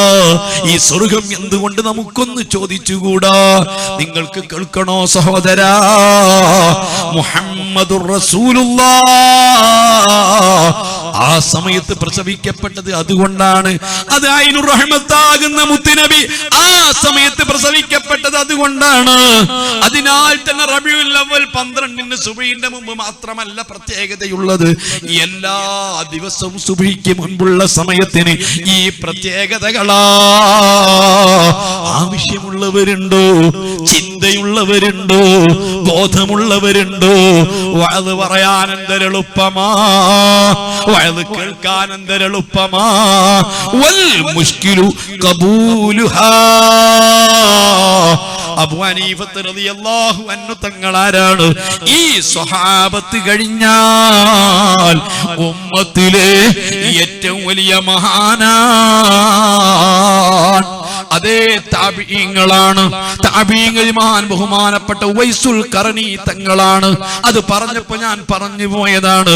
പ്രാർത്ഥനയ്ക്ക് ഇജാബത്ത് കിട്ടുന്ന 11 ആളുകൾ ഒരാളാരാണെന്നറിയുമോ? 10 ആളുകളെ കുറിച്ചും ഈ സമയത്ത് പറയാൻ ടൈമില്ല. അതുകൊണ്ട് ഒരേ ഒരാളെ ഞാൻ നിങ്ങൾക്ക് പറഞ്ഞു തരാം. നമ്മുടെ നാട്ടിൽ അങ്ങനത്തെ ആളുകൾ ഉണ്ടാവാം. നമുക്ക് ആ രൂപത്തിനായി തീരാൻ അല്ലാഹുവിന്റെ ഖുർആൻ നിങ്ങൾക്ക് വിശ്വാസമുണ്ടോ? അഷ്ഹദു അന്ന മുഹമ്മദർ റസൂലുള്ളാഹ്, ഈ മുത്തുനബിയെ നിങ്ങൾക്ക് വിശ്വാസമുണ്ടോ? ഈ റസൂലുള്ളാഹിനെ നിങ്ങൾ പ്രവാചകരായിട്ട് അംഗീകരിച്ചിട്ടുണ്ടോ? ഈ റസൂലുള്ളാഹിനെ നിങ്ങൾക്ക് അംഗീകാരമുണ്ടോ? ഈ ഹബീബ് പറയുകയാ, മാതാപിതാക്കളെ അവരെ പൊരുത്തത്തിലായിട്ട് ഒരാൾക്ക് ജീവിപ്പിക്കാൻ കഴിഞ്ഞു. അല്ലാഹ് ആ ഉമ്മാക്ക് മകനോടെന്തൊരു പൊരുത്തമാ, ആ ഉമ്മാക്ക് മകനോടെന്തൊരു തൃപ്തിയാണ്. ആ ഉമ്മയുടെ ജീവിതകാലം മുഴുവനും മക്കളെ പൊരുത്തത്തിലാണ്. അത്രയും തൃപ്തിയോടുകൂടിയാണ് ഉമ്മയെ വളർത്തിയത്, ഉമ്മയെ ശുശ്രൂഷിച്ചത്, ഉമ്മയെ പോറ്റിയത്, ഉമ്മയെ നോക്കിയിട്ടുള്ളത്. അങ്ങനെ പൊരുത്തത്തിലായി ഒരു ഉമ്മയെയോ ഒരു ഉപ്പയെയോ ഒരാൾക്ക് ജീവിപ്പിക്കാൻ കഴിഞ്ഞാൽ ആ മനുഷ്യനെ നിങ്ങൾ പേടിക്കണം. ആ മനുഷ്യന്റെ പ്രാർത്ഥനയ്ക്ക് ഇജാബത്ത് കിട്ടുന്നതാണ്.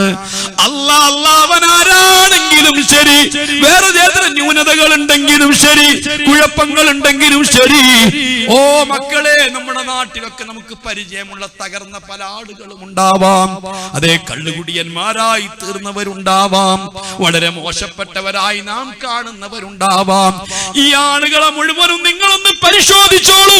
അവർക്ക് മാതാപിതാക്കളെ പൊരുത്തക്കേട് ആദ്യം കിട്ടിയിട്ടുണ്ടാകും. മാതാപിതാക്കളെ വെറുപ്പിക്കാതെ, മാതാപിതാക്കളെ വെറുപ്പ് കിട്ടാതെ ഒരാളും തകർന്നു പോയിട്ടില്ല. മാതാവും പിതാവും തൃപ്തിപ്പെട്ടതിനോടുകൂടെ, മാതാവിനും പിതാവിനും തൃപ്തിയുള്ളതിനോടുകൂടെ ഒരാളും തകർന്നു പോയിട്ടില്ല. കള്ളുകുടിയനായിട്ടില്ല, പെണ്ണുപിടിയനായിട്ടില്ല, പലിശക്കാരനായിട്ടില്ല, തമ്മാടിയായിട്ടില്ല. അതുകൊണ്ട് സഹോദരാ, സ്വന്തം മാതാവിനെയോ പിതാവിനെയോ ജീവിച്ചിരിക്കുന്ന കാലത്ത് അവരെ തൃപ്തിയിലായിട്ട് ജീവിപ്പിക്കാൻ കഴിഞ്ഞാൽ ആ മനുഷ്യൻ പ്രാർത്ഥനയ്ക്ക് ഇജാബത്തുള്ളവനാണ്. അവന്റെ പ്രാർത്ഥന പടച്ച റബ്ബ് കബൂൽ ചെയ്യുന്നതാണ്. അവന് വേണ്ടി ദുആ ചെയ്താലും അവൻ വേറെ ആൾക്ക് വേണ്ടി ദുആ ചെയ്താലും അല്ലാഹ് ജീവിച്ചിരിക്കുന്ന കാലത്ത് ഉമ്മയെയും ഉപ്പയെയും ആ രൂപത്തിൽ ജീവിപ്പിക്കാൻ തന്നെ കൊണ്ട് കഴിഞ്ഞില്ല. ഇനിയും നിനക്ക് അവസരമുണ്ട്, ഇനിയും നിനക്ക് ചാൻസ് ഉണ്ട്. നിന്റെ മരിച്ചുപോയ ഉപ്പയുടെ ഉമ്മയുടെ ഖബറിന്റെ അരികിൽ എന്നും ചെന്നോ, എന്നും അവർക്ക് ദുആ ചെയ്തോ. എല്ലാ ദിവസവും മരിച്ചുപോയ ഉപ്പയ്ക്ക് വേണ്ടി ഉമ്മയ്ക്ക് വേണ്ടി എന്തെങ്കിലും ദാനം ചെയ്തോ. നിന്നെ ബാറായിട്ട് പരിഗണിക്കുമെന്ന് വസാലി ഇമാം പഠിപ്പിച്ചിട്ടുണ്ട് മോനെ. എന്റെ ഉപ്പ മരിച്ചുപോയി, എന്റെ ഉമ്മ മരിച്ചുപോയി. അവരെ പൊരുത്തത്തിലായി ജീവിപ്പിക്കുവാൻ എനിക്ക് കഴിഞ്ഞില്ല, അവരെ ഇഷ്ടത്തിലായിട്ട് ജീവിച്ചു മരിപ്പിക്കാൻ എനിക്ക് കഴിഞ്ഞില്ല. എന്നാൽ തളരണ്ട, ഇനിയും നിനക്ക് അവസരമുണ്ട്. ആ ഒരു കാറ്റഗറിയിൽ നീ പെട്ടുപോയാൽ നിന്റെ പ്രാർത്ഥനയ്ക്ക് ഇജാബത്താണ്. ഇതുകൊണ്ടാണ് ബഹുമാനപ്പെട്ട സയ്യിദുന അലി റളിയല്ലാഹു അൻഹു തങ്ങളോട്, മഹാനായ ഉമർ ഇബ്നു ഖത്താബ് തങ്ങളോട് മുത്തുനബി സ്വല്ലല്ലാഹു അലൈഹി വസല്ലമ തങ്ങൾ പറയുകയാണ്. ഉമർ ഫാറൂഖ് റളിയല്ലാഹു അൻഹു തങ്ങളെ കുറിച്ച് നമുക്ക് നല്ല പരിചയമാണ്. അല്ലാഹ് സ്വർഗ്ഗം കൊണ്ട് സന്തോഷ വാർത്ത അറിയിക്കപ്പെട്ടവരാണ്. മുഖറബായ മലക്ക് ജിബ്രീൽ അലൈഹിസ്സലാത്തു വസ്സലാം അതിസുന്ദരമായിരിക്കുന്ന പുകിലാട ധരിച്ചുകൊണ്ട്, വസ്ത്രം ധരിച്ചുകൊണ്ട് അതിസുന്ദരമായ രൂപത്തിൽ ബഹുമാനപ്പെട്ട മുത്തുനബിന്റെ മുമ്പിൽ മക്കത്ത് വന്ന സന്ദർഭത്തിൽ ഹബീബായ മുത്തുനെ ചോദിച്ചു പോയി ജിബ്രീൽ അലൈഹിസ്സലാമിനോട്, അതല്ല ജിബ്രീൽ, മാ റഅയ്തുക കമാ റഅയ്തുകൽ യൗമ, ഇന്ന് നിങ്ങളെ കണ്ടതുപോലെ ഇത്ര സൗന്ദര്യത്തോടുകൂടെ, ഇത്ര ആഡംബരത്തോടുകൂടെ, ഇത്ര സുന്ദരമായ ഡ്രസ്സുകൾ, ഉടയാടകൾ അണിഞ്ഞുകൊണ്ട് മുമ്പൊരിക്കലും ഞാൻ നിങ്ങളെ കണ്ടില്ലല്ലോ. എന്തേ ഈ ദിവസത്തിന് കാരണമെന്ന് ചോദിച്ചപ്പോ അവിടുന്ന് പറഞ്ഞതറിയുമോ? യാ റസൂലല്ലാഹ്, ഞാൻ മാത്രമല്ല, ആകാശത്തിലുള്ള കോടാനുകോടി മലക്കുകള് ഇന്ന് ഇതുപോലെ വല്ലാത്ത സന്തോഷത്തിലാ, വല്ലാത്ത വസ്ത്രം ധരിച്ച് ആഡംബരം പ്രകടിപ്പിച്ചിരിക്കുകയാ. ഒന്നുമല്ല, ഫറഹം ബി ഇസ്ലാമി ഉമറ, ഉമർ ഇബ്നുൽ ഖത്താബ് മുസ്ലിമായതിലുള്ള സന്തോഷമാ, അത് ഞങ്ങൾ പ്രകടിപ്പിച്ചതാ. അത്ര വലിയ മഹാനാ ആ ഉമർ ഫാറൂഖ് റളിയല്ലാഹു അൻഹു തങ്ങളെ പറ്റി മുത്തുനബി പറഞ്ഞതാണ്, ഇന്ന മിൻ ഉമ്മതി ലമുൽഹമീന, എന്റെ ഉമ്മത്തിൽ ചില മുൽഹമീങ്ങളുണ്ട്. അതേ, പടച്ച റബ്ബിന്റെ ഭാഗത്തിൽ ഖൈറാത്തുകൾ തോന്നിപ്പിക്കപ്പെടുന്നവരുണ്ട്. അതിബഹുമാനപ്പെട്ട ഉമർ എന്നവർ അക്കൂട്ടത്തിൽ പെട്ടവരാ. ഈ ഉമർ ഫാറൂഖ് തങ്ങളോട് ബഹുമാനപ്പെട്ട മുത്തുനബി പറഞ്ഞു, ഉമറേ, നിങ്ങളെങ്ങാനും യമനിൽ നിന്ന് അംദാദുകൾ വരുമ്പോൾ, യമനിലെ സൈന്യങ്ങൾ വരുമ്പോൾ, മുസ്ലിമീങ്ങളെ സഹായിക്കാൻ വേണ്ടി യമന് ഭാഗത്ത് നിന്ന് അംദാദുകൾ സഹായികൾ വരുമ്പോ അവരെ കൂട്ടത്തില് ഉവൈസ് ഇബ്നു ആമിർ ഉണ്ടോ എന്നൊന്ന് ചോദിക്കണേ. ഉവൈസ് ഇബ്നു ആമിർ എന്ന മനുഷ്യനാ കൂട്ടത്തിലുണ്ടെങ്കിൽ ആ ഉവൈസ് ഇബ്നു ആമിറിനോട് നിങ്ങൾക്ക് വേണ്ടിയിട്ടൊന്ന് ദുആ ചെയ്യിപ്പിക്കണേ. നിങ്ങളെ പാപങ്ങളൊന്ന് പൊറുത്തു തരാൻ, നിങ്ങൾക്ക് പൊറുത്തു തരാൻ നിങ്ങൾ ഉവൈസ് ഇബ്നു ആമിറിനോടൊന്ന് ദുആ ചെയ്യിപ്പിക്കണേ. ആ ഉവൈസ് ഇബ്നു ആമിർ എങ്ങാനും നിങ്ങൾക്ക് വേണ്ടി ദുആ ചെയ്താൽ റബ്ബ് നിങ്ങൾക്ക് പൊറുത്തു തരുന്നതാ. അല്ലാഹുവിന്റെ റസൂലിന്റെ കാലഘട്ടത്തിൽ ജീവിച്ചിട്ട് യമനെല്ലാ കാലത്തുണ്ടായിട്ട് ഹബീബിനെ കാണാൻ കഴിഞ്ഞില്ല. ഒന്ന് രണ്ട് തവണ മുത്തുനബിനെ വന്നപ്പോ കണ്ടില്ല. തന്റെ പ്രിയപ്പെട്ട ഉമ്മക്ക് ഖിദ്മ ചെയ്തതാ, ഉമ്മയെ പൊരുത്തത്തിലായി ജീവിപ്പിച്ചതാ, ഉമ്മയെ സന്തോഷത്തോടു കൂടി ജീവിപ്പിച്ചതാ. ആഖിർ സമാനിലെ മക്കളെ, നിങ്ങൾക്ക് നിങ്ങളെ പാപങ്ങൾ പൊറുത്തു കിട്ടണോ, ആവശ്യങ്ങൾ നിറവേറി കിട്ടണോ, രോഗങ്ങൾക്ക് ശിഫ കിട്ടണോ, കാര്യങ്ങൾ സാധിച്ചു കിട്ടണോ, നിങ്ങൾ ദുആ ചെയ്തോളൂ. നിങ്ങളെ പ്രിയപ്പെട്ട റബ്ബിനോട് നിങ്ങൾ ദുആ ചെയ്തോളൂ. സഹർ സമയത്ത് എഴുന്നേറ്റിട്ട് ദുആ ചെയ്തോളൂ. മാതാപിതാക്കളെ പൊരുത്തം നേടിക്കോളൂ. ആ പൊരുത്തത്തിലായിട്ട് അവരെ ജീവിപ്പിച്ചോളൂ. എന്നിട്ട് നിങ്ങൾ ദുആ ചെയ്തോളൂ. റബ്ബ് നിങ്ങൾക്ക് മഗ്ഫിറത്ത് തരുന്നതാ. ഉവൈസ് ഇബ്നു ആമിർ അറിയില്ലേ, അല്ലാഹുവിന്റെ റസൂൽ സല്ലല്ലാഹു അലൈഹി വസല്ലം തിരുനാങ്കണത്തിൽ അവിടുത്തെ മുൻപല്ല് പൊട്ടിയെന്ന് കേട്ടപാട് കരിങ്കല്ലെടുത്തിട്ട് മുൻകല്ലുകൾ പൊട്ടിച്ച മഹാനാ.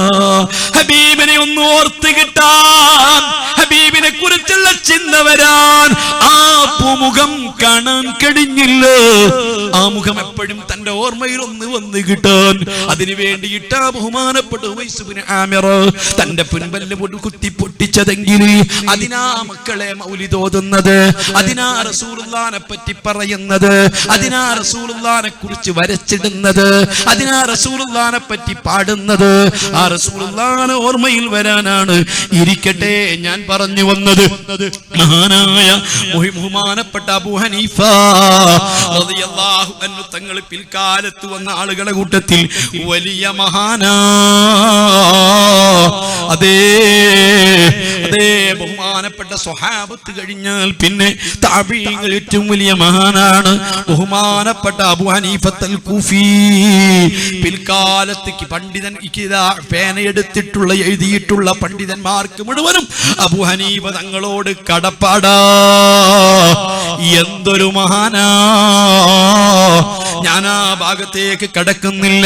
ഈ അബൂ ഹനീഫ റളിയല്ലാഹു അൻഹു തങ്ങൾ ഉംറ കഴിഞ്ഞിട്ട് അതാ സഫ മർവയിൽ ചെന്നിട്ട് മുടിയെടുക്കാൻ വേണ്ടി ഇബാദത്തുകളൊക്കെ തീർന്നിട്ട് അവസാനത്തെ ചടങ്ങാകുന്ന മുടിയെടുക്കാൻ വേണ്ടിയിട്ട് ഒരു മുസയ്യിൻ അന്വേഷിച്ചിങ്ങനെ നടക്കുകയാണ്. അതെ, മുടിയെടുക്കുന്ന ആളുകൾക്ക് പറയുന്ന പേര് മുസയ്യിൻ എന്നാണ്. അല്ലാഹ് ഭംഗിയാക്കുന്ന ആള് എന്നാ. മനുഷ്യന്റെ താടിയും മുടിയും നഖമൊക്കെ ഭംഗിയാക്കുകയാണ് വേണ്ടത്, അത് വികൃതമാക്കുകയല്ല വേണ്ടത്, അത് മോശപ്പെടുത്തുകയല്ല വേണ്ടത്. എന്തെല്ലാം കാര്യങ്ങൾ ഇന്നത്തെ ആളുകളോട് പറയാനുണ്ട്, ശ്രദ്ധയിൽപ്പെടുത്താനുണ്ട്. പക്ഷെ സമയക്കുറവ് കൊണ്ട് ഞാൻ അങ്ങോട്ട് കടക്കുന്നില്ല. ബഹുമാനപ്പെട്ട അബൂ ഹനീഫ റളിയല്ലാഹു അൻഹു തങ്ങൾ മുസയ്യിനെ അന്വേഷിക്കുകയാണ്. അന്വേഷിക്കുമ്പോൾ ആ മുസയ്യിൻ എത്രയാ കൂലി എന്ന് ചോദിക്കുമ്പോൾ ബഹുമാനപ്പെട്ട അബൂ ഹനീഫ റളിയല്ലാഹു അൻഹു തങ്ങളോട് അതെ ഇന്നും തന്നെ മർവയിൽ ചെന്നാൽ അവിടെ ധാരാളം ആളുകൾ ഇങ്ങനെ നിൽക്കുന്നത് കാണാം. മുടിയെടുക്കണോ മുടിവടിക്കണോ എന്ന് ചോദിച്ചു നിൽക്കുന്നത് കാണാം.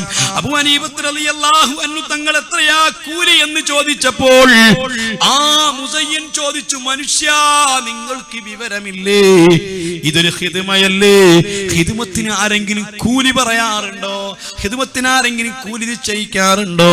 താടി വടിക്കുക, താടി വെട്ടുക, മുടി നന്നാക്കുക, മുടി വെട്ടുക, ഇത്തരം കാര്യങ്ങളൊക്കെ ചെയ്യുന്ന ഖിദ്മകളാണ്. ഖിദ്മത്തിന് കൂലി നിശ്ചയിക്കലില്ല, കൂലി പറയലില്ല. നമ്മുടെ പഴയകാലത്തെ ആളുകളും അത് ചെയ്തിരുന്നില്ല. അവരെ സന്തോഷിപ്പിക്കുന്ന എന്തെങ്കിലും കൊടുക്കലാണ്. അത് കൊടുത്താൽ കൂടുതലാവലില്ല, അത് കൊടുത്താൽ എത്ര കൊടുത്താലും കൂടുതലല്ല, അവരെ സന്തോഷിപ്പിക്കലാ. അബൂ ഹനീഫ റളിയല്ലാഹു അൻഹു തങ്ങളത് സമ്മതിക്കുകയാണ്. അതെ, എനിക്കാണോ മസ്അല പഠിപ്പിക്കുന്നത്? കോടിക്കണക്കിന് അനുയായികളെ വാർത്തുവിട്ട പണ്ഡിതനാണ്. വിശുദ്ധ ഖുർആനും തിരുസുന്നത്തും അപഗ്രഥിച്ച് മസ്അല പറയാൻ വേണ്ടി ബഹുമാനപ്പെട്ട മുത്തുനബി നേരിട്ട് ഇജാസത്ത് കൊടുത്ത പണ്ഡിതനാണ്. അതേ, കാർത്തി നക്ഷത്രത്തിന്റെ അടികലാണ് ഇൽമെങ്കില് അത് എത്തിപ്പിടിക്കുന്ന ചില പേർഷ്യക്കാരായ ആൺകുട്ടികൾ ഉണ്ടെന്ന് അല്ലാഹുവിന്റെ റസൂൽ പ്രവചനം നടത്തിയത് അബൂ ഹനീഫ തങ്ങളെ കുറിച്ചാണെന്ന് പിൽക്കാലത്ത് പണ്ഡിതന്മാര് പറഞ്ഞിട്ടുണ്ട്. അങ്ങനത്തെ അബൂ ഹനീഫയാണ് ഞാൻ എന്നൊന്നും ചിന്തിച്ചില്ല. അനുസരിക്കുകയാ, സ്വീകരിക്കുകയാ. ആ കസേരയിൽ ഇങ്ങനെ കേറിയിരിക്കുകയാണ്. കേറിയിരുത്തുകൊണ്ട് മുടി ഉറിക്കാൻ വേണ്ടി തല വെച്ചു കൊടുക്കുകയാണ്. അല്ലാ, ഏതോ നിലക്ക് ബഹുമാനപ്പെട്ട അബൂ ഹനീഫ റളിയല്ലാഹു അൻഹു വെച്ചു കൊടുത്ത തലയുടെ ഭാഗം തെറ്റിപ്പോയി. ഈ മുസയ്യിൻ ചോദിക്കുന്നു, മനുഷ്യ മുടി മുറിക്കുന്ന സമയത്ത് വലഭാഗത്ത് നിന്ന് തുടങ്ങണ്ടേ? ഏത് നല്ല കാര്യങ്ങളും തുടങ്ങേണ്ടത് നല്ല വലതു ഭാഗം കൊണ്ടാണ്. മുസ്ലിമീങ്ങളെ, അല്ലാഹുവിന്റെ റസൂലിന്റെ ഒരു സുന്നത്ത് പോലും നിസ്സാരപ്പെടുത്തരുത്, ഒരു സുന്നത്ത് പോലും തരം താഴ്ത്തരുത്. അത് സുന്നത്തല്ലേ ഉള്ളൂ എന്ന് പറഞ്ഞ് അവഗണിക്കരുത്. അതാ ഹബീബായ മുത്ത് റസൂലുള്ളാഹി എല്ലാ നല്ല കാര്യത്തിലും വലത് മുന്തിച്ചിരുന്നു. വലത്തേതിനെ മുന്തിക്കൽ തങ്ങൾക്ക് ഇഷ്ടമാണ്. ഭക്ഷണം കഴിക്കുന്ന സമയത്ത് വലത്തെ കൈ കൊണ്ട് കഴിക്കണം, കുടിക്കുന്ന സമയത്ത് വലത്തെ കൈ കൊണ്ട് കുടിക്കണം, കൊടുക്കുന്ന സമയത്ത് വലത്തെ കൈ കൊണ്ട് കൊടുക്കണം, വാങ്ങുന്ന സമയത്ത് വലത്തെ കൈ കൊണ്ട് വാങ്ങണം. നീ ഷർട്ട് ധരിക്കുന്ന സമയത്ത് ആദ്യം വലത്തെ കൈ ധരിക്കണം, നീ ചെരുപ്പ് ധരിക്കുന്ന സമയത്ത് ആദ്യം വലത്തെ കാലിൽ ചെരുപ്പ് ധരിക്കണം, നീ ചെരുപ്പഴിക്കുന്ന സമയത്ത് ആദ്യം ഇടത്തെ കാലിൽ ചെരുപ്പ് അഴിക്കണം. ഇങ്ങനെ എല്ലാ നല്ല കാര്യങ്ങളിലും വലത്തേതിനെ മുന്തിക്കണം. അല്ലാ, ചെറുപ്പക്കാരാ, ഞാൻ ചോദിക്കുകയാ, നിന്റെ കയ്യിന് എന്താ ഇത്ര തകരാറ് പറ്റിയത്? നീ ഭക്ഷണം നീ വെള്ളം കുടിക്കുന്ന സമയത്ത് കാണാ ഇടത്തെ കൈ കൊണ്ട് കുടിക്കുന്നത് അള്ളാഹുവിന്റെ റസൂൽ ഇഷ്ടപ്പെടാത്തതാ, തങ്ങൾക്ക് പൊരുത്തമില്ലാത്തതാ.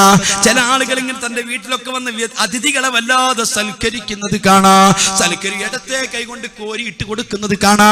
ചെയ്യരുതേ ചെറുപ്പക്കാരാ.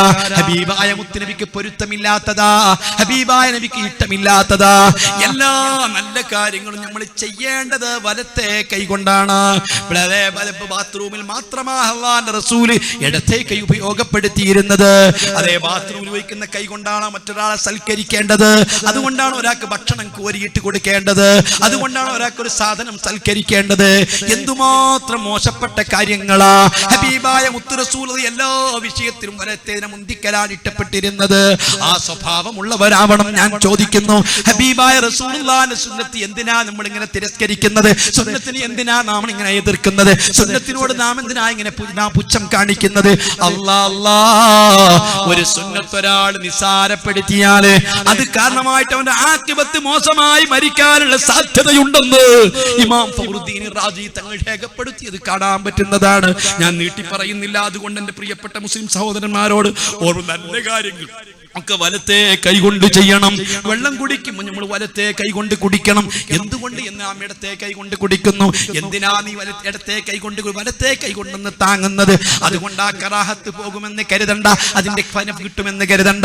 ഹബീബായ റസൂൽ സ്വല്ലല്ലാഹു അലൈഹി വസല്ലമ തങ്ങൾ പഠിപ്പിച്ചത് നീ ഇടത്തെ കൈകൊണ്ട് തിന്നരുത്, കുടിക്കരുത് എന്നല്ല. കുൽ ബിയമീനിക വശ്റബ് ബിഹാ, വലത്തെ കൈകൊണ്ട് കഴിക്കണം, വലത്തെ കൊണ്ട് കുടിക്കണം എന്നാണ് അല്ലാഹുവിന്റെ റസൂൽ പഠിപ്പിച്ചിട്ടുള്ളത്. അതൊക്കെ നമ്മുടെ ജീവിതത്തിൽ പകർത്തേണ്ട സുന്നത്തുകളാ.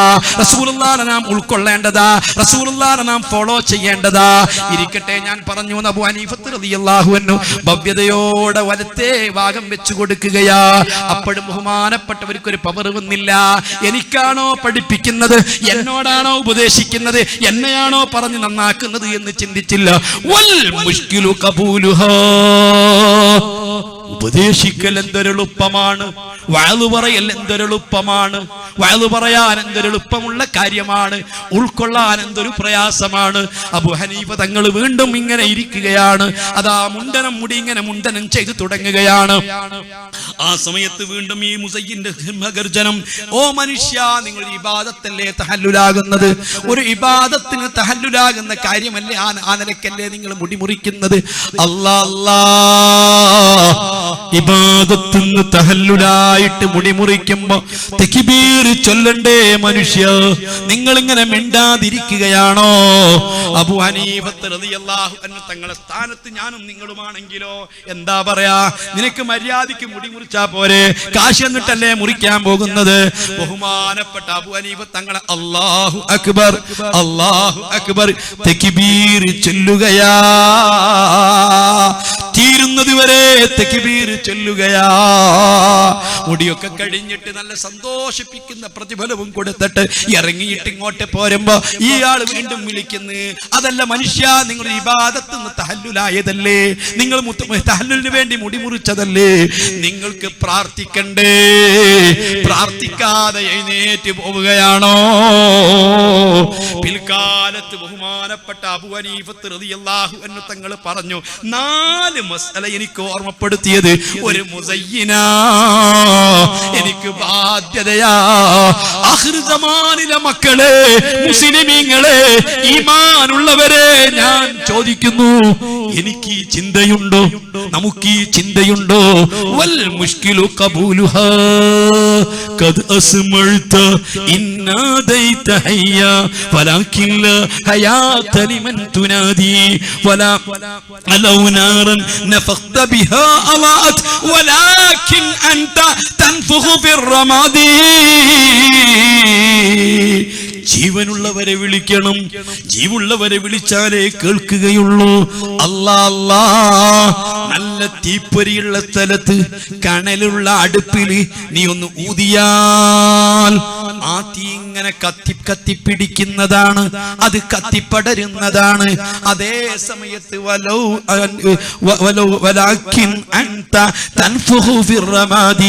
തീരെ പൊരിയില്ലാത്ത സ്ഥലത്ത് വെണ്ണീരിലാണ് ഊതിയതെങ്കിൽ ആ വെണ്ണൂർ ഊതുന്നവന്റെ കാതിലും മൂക്കിലും പാറിപ്പോകുമെന്നല്ലാതെ കത്തിപ്പിടിക്കൂല.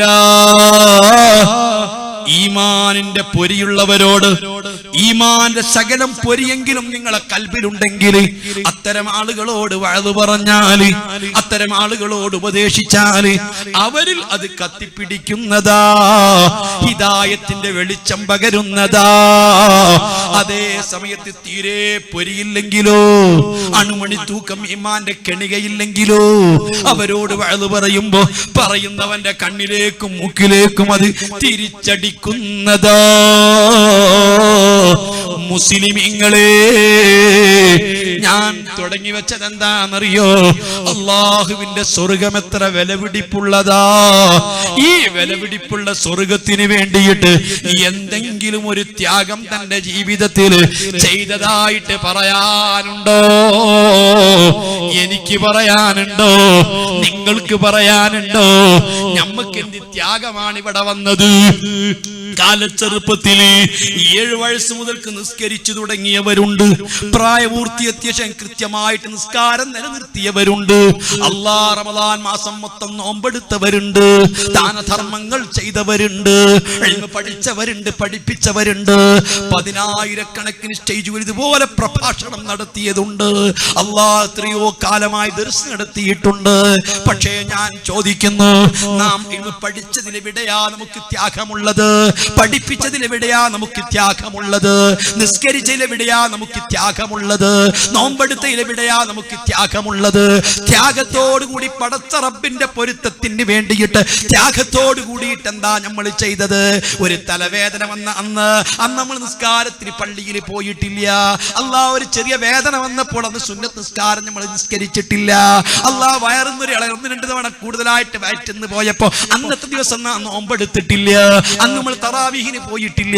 അങ്ങനെ സുന്നത്തുകളൊന്നും ചെയ്തിട്ടില്ല. നല്ല വിഭവസമൃദ്ധമായ ഭക്ഷണങ്ങൾ നമ്മൾ കഴിച്ചിട്ട് ആരോഗ്യപരമായിട്ട് കംപ്ലൈന്റുകളൊന്നും നമുക്കില്ല. ഒരു വേദനയില്ല, കടച്ചിലില്ല, മറ്റ് പ്രയാസങ്ങളില്ല. അന്ന് ഞാൻ നിസ്കരിച്ചിട്ടുണ്ട്, അന്ന് നമ്മൾ നോമ്പെടുത്തിട്ടുണ്ട്. ഞാൻ ചോദിക്കുന്നു പ്രിയപ്പെട്ട മുസ്ലിമേ, ത്യാഗം ത്യാഗം എന്ന് പറയാൻ എന്താ നമ്മളൊക്കെ ചെയ്തിട്ടുള്ളത്? നിങ്ങൾക്ക് കേൾക്കണോ? ഒരൊറ്റ ആയത്ത് നിങ്ങൾ ശ്രദ്ധയിൽപ്പെടുത്തിയിട്ട് എന്റെ പ്രഭാഷണം ഓർഡറിലല്ല എന്ന് എനിക്കറിയാം, ഞാൻ എന്റെ പ്രഭാഷണം നിർത്തുകയാണ്. അല്ലാഹു നമ്മോട് ചോദിക്കുകയാണ്, അം ഹസിബതും അൻ തദ്ഖുലുൽ ജന്ന വലമ്മാ യഅതികും മസലുൽ ലദീന ഖലൂ മിൻ ഖബലികും മസ്സതഹുൽ ബഅസാഉ വല്ലറാ. ഈ സ്വർഗത്തിലേക്ക് പെട്ടെന്ന് കയറാൻ പറ്റുമെന്ന് ധരിച്ചിട്ടുണ്ടോ? ഈ സ്വർഗത്തിലേക്ക് പെട്ടെന്ന് നിങ്ങൾക്കങ്ങ് കയറിപ്പോകാമെന്ന് കരുതിയിട്ടുണ്ടോ? അലാ ഇന്ന സിൽഅത്തല്ലാഹി ഗാലിയ. അല്ലാഹുവിന്റെ ചരക്കിന് വലിയ വിലയുള്ളത്. പടച്ച റബ്ബിന്റെ ചരക്കിന് വല്ലാത്ത വിലയാണ്. ഇവിടെ നാടൻ വിലയല്ല, ദുനിയാവിൽ കണക്കാക്കുന്ന വിലയല്ല. ഞാൻ ഈ ദുനിയാവ് മുഴുവനും, ദുനിയാവിലെ സർവ്വചരാചരങ്ങളും കൊടുത്താൽ അല്ലാഹുവിന്റെ സ്വർഗത്തിൽ ഒരു ഫീറ്റിനോട് തുല്യമാവുകയില്ല. അത്ര വലിയ വിലപിടിപ്പുള്ളതാ. അലാ ഇന്ന സിൽഅത്തല്ലാഹി ഹിയൽ ജന്ന. അല്ലാഹുവിന്റെ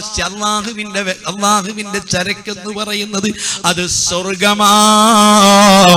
ഈ സ്വർഗത്തിന് വിലയായിട്ട് വല്ലതും ഉണ്ടാക്കി വെച്ചത് ജീവിതത്തിൽ ഓർമ്മയുണ്ടോ? ഓ മുസ്ലിമേ, പ്രിയപ്പെട്ട മുസ്ലിമേ, നമുക്കൊക്കെ എത്ര പറഞ്ഞാലും അത് പറഞ്ഞാലും എത്രയൊക്കെ നമ്മൾ പാവങ്ങളാണെന്ന് ചിന്തിച്ചാലും ദോഷികളാണെന്ന് ചിന്തിച്ചാലും ഹൃദയത്തിന്റെ ഉള്ളിൽ ഞാൻ ചോദിക്കുന്നു, ചെറിയൊരു ധാരണയില്ലേ? ചെറിയൊരു ചിന്തയില്ലേ? എത്ര കാലമായി നിസ്കരിക്കുന്നു, നോമ്പെടുക്കുന്നു, ധർമ്മം കൊടുക്കുന്നു, ഖിദ്മ ചെയ്യുന്നു, ആതുര സേവനങ്ങൾ ചെയ്യുന്നു, ജീവകാരുണ്യ പ്രവർത്തനങ്ങൾ ചെയ്യുന്നു, പല നന്മകളും ചെയ്യുന്നു. നന്മകളിൽപ്പെട്ട ഒരുപാട് നന്മയുടെ കൂമ്പാരങ്ങൾ മനസ്സിൽ വരുന്നില്ലേ, ചിന്തയിലില്ലേ? ഒരു കാര്യം നിങ്ങളോട് പറയാതിരിക്കാൻ പറ്റുമോ? ഈ നന്മകളൊക്കെ നാളെ ആഖിറത്തിൽ നന്മയും തിന്മയും തൂക്കുന്ന സമയത്ത് നിങ്ങളെ തുലാസിന്റെ തട്ടിലുണ്ടാകുമെന്ന് പ്രതീക്ഷിക്കണ്ട.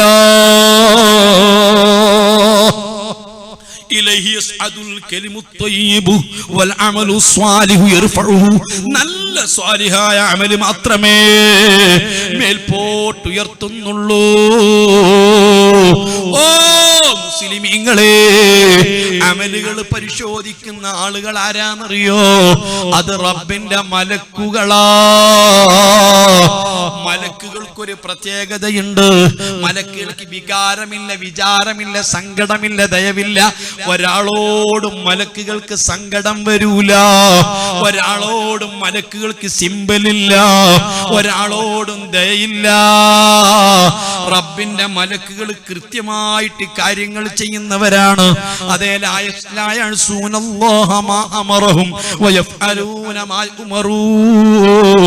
കൽപ്പിക്കപ്പെട്ട കാര്യങ്ങൾ ഇത്ര കൃത്യമായിട്ട് ചെയ്യുന്നവരാണ്. തീരെ കൽപ്പനക്കെതിരെ ചെയ്യൂല.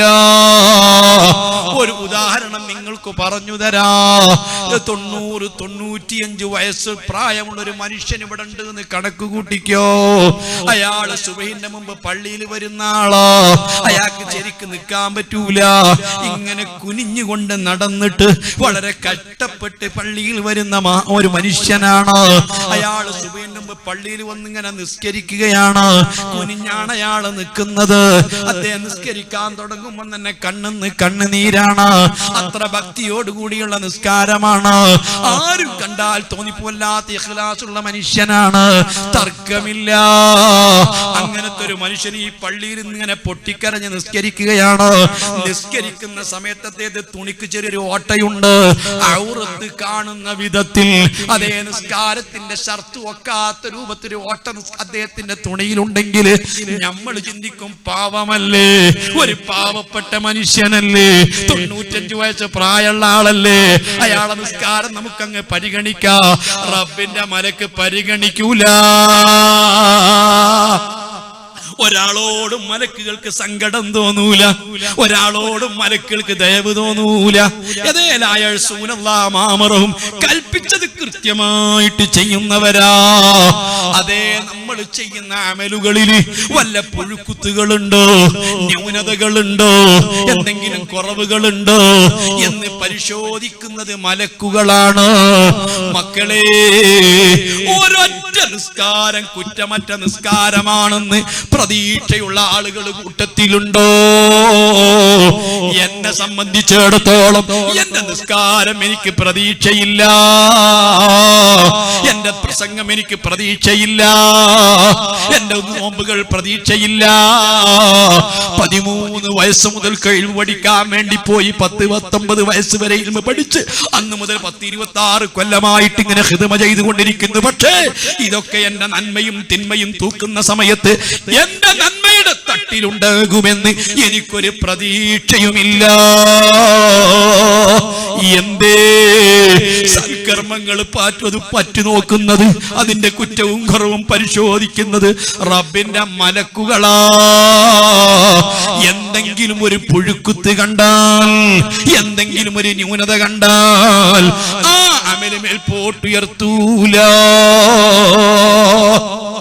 കേൾക്കണോ? ഹബീബായ മുഹമ്മദുർ റസൂലുള്ളാഹ് അവിടുന്ന് പഠിപ്പിക്കുകയാണ്.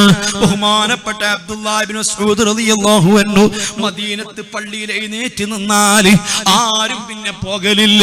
വളരെ അപൂർവമായിട്ടാണ് പ്രസംഗിക്കാൻ എഴുന്നേറ്റ് നിൽക്കല്. ബഹുമാനപ്പെട്ട ഉമർ ഫാറൂഖിന്റെ ഖിലാഫത്തു കാലമാണ്. സുബ്ഹി നിസ്കാരം കഴിഞ്ഞ് എഴുന്നേറ്റ് നിന്നതാണ്. വളരെ പൊക്കം കുറഞ്ഞ സ്വഹാബിയാണ്. ഹബീബായ മുത്തു റസൂലുള്ളാഹി വിശുദ്ധ ഖുർആൻ അവതരിപ്പിക്കും പറയുമ്പോൾ ഒട്ടുമിക്ക സമയത്തും ആദ്യം അത് ഓതി കേൾപ്പിച്ചിരുന്നത് ഇബ്നു മസ്ഊദ് തങ്ങൾക്ക്. ഇബ്നു മസ്ഊദ് റളിയല്ലാഹു അൻഹു ഖുർആൻ ഓതിയിട്ട് വിശദീകരിക്കുന്നത് കേട്ടാൽ ശത്രുക്കൾ വരെ മറഞ്ഞു നിന്നത് ശ്രദ്ധിക്കുമായിരുന്നു. അത്രയും ഗാംഭീര്യത്തോടു കൂടെയാണ് അവിടുത്തെ അവതരണം. അന്ന് സുബ്ഹി നിസ്കാരത്തിന് ശേഷം എഴുന്നേറ്റ് നിന്ന സമയത്ത് സഹാബാക്കൾ ആകാംക്ഷയോടെ നോക്കി നിൽക്കുകയാണ്. എന്താണാവോ മഹാന് പറയാനുള്ളത്, എന്താണാവോ പ്രസംഗിക്കാനുള്ളത്. അല്ലാഹുവിന്റെ റസൂലിന്റെ മസ്ജിദുൻ നബവിയിൽ ഇബ്നു മസ്ഊദ് തങ്ങൾ എഴുന്നേറ്റ് കൊണ്ട് പറയുന്നു, സ്വഹാബാ, നിങ്ങളെ കൂട്ടത്തിൽ ഏതെങ്കിലും മുസ്ലിമീങ്ങളുമായി, ഏതെങ്കിലും മുസ്ലിമായ സ്ത്രീകളുമായി, പുരുഷന്മാരുമായിട്ട് ആരെങ്കിലും എന്തെങ്കിലും പിണക്കമുള്ളവരുണ്ടെങ്കിൽ എഴുന്നേറ്റ് പോവുക, സദസ്സിൽ നിന്ന് എഴുന്നേൽക്കുക. ലജ്ജിക്കേണ്ടതില്ല, നാണിച്ചു നിൽക്കേണ്ടതില്ല, മടിച്ചു നിൽക്കേണ്ടതില്ല, എഴുന്നേൽക്കുക. ആരും അങ്ങോട്ടും ഇങ്ങോട്ടും നോക്കുന്നു എന്നല്ലാതെ എഴുന്നേൽക്കുന്നില്ല. ഒന്നുകൂടി ഗർജനത്തിലാ പറയുന്നത്, എന്തേ എഴുന്നേൽക്കുന്നില്ലയോ, എന്തേ നിങ്ങൾ എണീറ്റ് പോകുന്നില്ലയോ? ഒരു മുസ്ലിമായ സ്ത്രീയോടോ പുരുഷനോടോ എന്തെങ്കിലും വൈരാഗ്യമുള്ളവരുണ്ടെങ്കിൽ, വിദ്വേഷമുള്ളവരുണ്ടെങ്കിൽ, മനസ്സറിഞ്ഞിട്ട് ചിരിക്കാൻ കഴിയാത്തവരുണ്ടെങ്കിൽ എഴുന്നേറ്റ് പോവുക. 3 തവണ വീണ്ടും ആവർത്തിച്ചു പറഞ്ഞപ്പോ ഒരു സ്വഹാബി എഴുന്നേറ്റ് ചോദിച്ചു, ഇബ്നു മസ്ഊദ്, നിങ്ങൾ എന്താണ് ഈ പറയുന്നത്? ഞങ്ങൾക്ക് മനസ്സിലാകുന്നില്ല. ബഹുമാനപ്പെട്ടവരെ പറയുന്നു, ഓ സ്വഹാബാ, മുഅ്മിനായ മനുഷ്യനുമായിട്ട് വൈരാഗ്യമുള്ളവർ, വിദ്വേഷമുള്ളവർ, പകയുള്ളവർ, ദേഷ്യമുള്ളവർ, അവർ ഈ സദസ്സിൽ ഇരിക്കേണ്ടതില്ല. ഒരു അമലും മേൽപോട്ടുയർത്തൂല. ആഖിർ സമാനിലെ മക്കളെ, നിസ്കാരങ്ങൾ ഉയർത്തപ്പെടണമെങ്കിൽ, നിന്റെ ദാനധർമ്മങ്ങൾ ഉയർത്തപ്പെടണമെങ്കിൽ, നിന്റെ ഇബാദത്തുകൾ ഉയർത്തപ്പെടണമെങ്കിൽ, നീ ചെയ്യുന്ന ഇബാദത്തുകൾ അല്ലാഹുവിലേക്ക് ഉയർത്തപ്പെടണമെങ്കിൽ കറകളഞ്ഞ മനസ്സ് വേണ്ടേ? വൈരാഗ്യങ്ങളില്ലാത്ത, വിദ്വേഷങ്ങളില്ലാത്ത, അവഗണനകളില്ലാത്ത, വെറുപ്പുകളില്ലാത്ത മനസ്സിന്റെ ഉടമകളുണ്ടോ? അവരമലാ മേൽപോട്ടുയർത്തുന്നത്, അല്ലാത്തൊരു അമലും മേൽപോട്ടുയർത്തൂല. അത് പരിശോധിക്കുന്നത് മലക്കുകളാ. ഇത് കൃത്യമായിട്ടങ്ങ് പരിശോധിക്കപ്പെട്ടാൽ ഒരു നിസ്കാരം പോലും മേൽപോട്ടുയർത്തുമെന്ന് പ്രതീക്ഷയുണ്ടോ? ഒരു നോമ്പ് പോലും ഉയർത്തപ്പെടുമെന്ന് പ്രതീക്ഷയുണ്ടോ? ഹജ്ജുകൾ ഉയർത്തപ്പെടുമെന്ന് പ്രതീക്ഷയുണ്ടോ? ഇല്ല, ഇല്ല. അതുകൊണ്ട് നന്മയും തിന്മയും തൂക്കുന്ന തുലാസിൽ വെക്കുമ്പോൾ ഒട്ടുമിക്ക അമലുകളും അവിടെ ഇല്ല. ഒട്ടുമിക്ക നിസ്കാരങ്ങളുമില്ല, ഒട്ടുമിക്ക നോമ്പുകളുമില്ല. അതേ സമയത്ത് ചെയ്തു കൂട്ടിയ തിന്മന്റെ കണക്കോ? മുസ്ലിമേ ചിന്തിക്കുക, ഓ ബുദ്ധിയുള്ള മുസ്ലിമേ ചിന്തിക്കുക. നാളെ മേൽക്കുമേൽ കല്ലുകൾ വന്നിട്ട്, മണ്ണുകൾ നിറച്ചിട്ട്, മീസാൻ കല്ല് കുത്തിയിട്ട് പിന്നീട് മുൻകറും നക്കീറും വന്ന് ചോദിക്കുന്ന സമയത്ത് ചിന്തിച്ചിട്ട് കാര്യമില്ല. ചിന്തിക്കുന്നവർക്ക് ചിന്തിക്കാൻ, തിരുത്തുന്നവർക്കൊന്ന് തിരുത്താൻ, അതേ പൊറുക്കൽ ചോദിക്കുന്നവർക്ക് റബ്ബിനോട് പൊറുക്കൽ തേടിയിട്ട് മനസ്സൊന്ന് നന്നാക്കാൻ. എന്റെ പ്രഭാഷണം കേട്ട് നിങ്ങൾ എഴുന്നേറ്റ് പോകുമ്പോൾ നിങ്ങളെ മാർക്ക് എനിക്ക് വേണ്ട, നിങ്ങളെ സർട്ടിഫിക്കറ്റുകൾ എനിക്ക് വേണ്ട, നിങ്ങളെ അഭിപ്രായങ്ങൾ എനിക്ക് വേണ്ട. വൽ മുഷ്കിലു ഖബൂലുഹാ, ഈമാന്റെ പൊരി നിങ്ങളെ കൽബനകത്തുണ്ടോ? ഈമാന്റെ കണികയുണ്ടോ? സ്വീകരിക്കാൻ വേണ്ടി പറയുകയാണ്. അല്ലാ അല്ലാ, ഞാനും നീയും ചെയ്തു കൂട്ടുന്ന തിന്മകള് ലാ യുഗാദിറു സഗീറതൻ വലാ കബീറതൻ ഇല്ലാ സ്വഹാ, തിന്മകൾ മേൽപോട്ടുയർത്തപ്പെടാൻ, തിന്മകൾ രേഖപ്പെടുത്താൻ അത് നിബന്ധനകളില്ല. കള്ളുകുടിക്കൽ സഹിയാവാ മക്കളെ വല്ല ഷർത്തുമുണ്ടോ? പലിശ വാങ്ങുന്നത് സഹിയാവാൻ വല്ല ഷർത്തുമുണ്ടോ? വ്യഭിചരിക്കുന്നത് സഹിയാവാൻ ഷർത്തുമുണ്ടോ? ഞാൻ തങ്ങളാപ്പ വന്ന് നിർത്തുകയാണ്. എന്തെങ്കിലും ഒരു തിന്മ സ്വീകരിക്കപ്പെടാൻ, തിന്മയായിട്ട് മേൽപോട്ടുയർത്തപ്പെടാൻ ഒരു നിബന്ധനയുമില്ല. അതുകൊണ്ട് തന്നെ നീ ജീവിതത്തിൽ പ്രായപൂർത്തി എത്തിയതിനു ശേഷം ചെയ്ത ഒരു തിന്മയും നിന്റെ റെക്കോർഡിൽ നിന്ന് ഡിലീറ്റ് ചെയ്തിട്ടില്ല. സ്കൂളിൽ പഠിച്ചിരുന്ന തുടങ്ങുന്ന സമയത്ത്, കോളേജ് ക്യാമ്പസിൽ കളിച്ചിരുന്ന സമയത്ത്, അല്ലെങ്കിൽ നീ അടിച്ചു പൊളിച്ച് ജീവിച്ചിരുന്ന സമയത്ത്, നിനക്ക് ബോധം വരാത്ത സമയത്ത്, അതാ ടീനേജിൽ വെച്ചുകൊണ്ട് നീ ചെയ്തിരുന്ന ഒരുപാട് തിന്മകളുണ്ട്. പിന്നെയാ നീ നന്നായത്. അന്നാ തിന്മകളൊക്കെ നീ മറന്നു പോയിട്ടുണ്ട്. നിന്റെ ഓർമ്മയിൽ അതൊന്നുമില്ല. SSLC പഠിച്ചുകൊണ്ടിരിക്കുന്ന സന്ദർഭത്തിൽ, അല്ലെങ്കിൽ +1 +2 പഠിച്ചുകൊണ്ടിരിക്കുന്ന സന്ദർഭത്തിൽ, അല്ലെങ്കിൽ കോളേജിൽ പഠിച്ചുകൊണ്ടിരിക്കുന്ന സന്ദർഭത്തിൽ, അല്ലെങ്കിൽ ഗൾഫിൽ നീ ജീവിച്ചുകൊണ്ടിരിക്കുന്ന സന്ദർഭത്തിൽ, ഇങ്ങനെ ഒരുപാട് ബോധമില്ലാത്ത സന്ദർഭങ്ങളിൽ ചെയ്തിട്ടുള്ള പല തിന്മകളുമുണ്ട്. അതൊക്കെ നീയോ മറന്നു പോയിട്ടുണ്ട്. പക്ഷെ നിന്റെ ഏടുകളിൽ നിന്ന് അത് ഡിലീറ്റ് ചെയ്തിട്ടില്ല. നിന്റെ മെമ്മറിയിൽ കൃത്യമായിട്ടുള്ളതാ.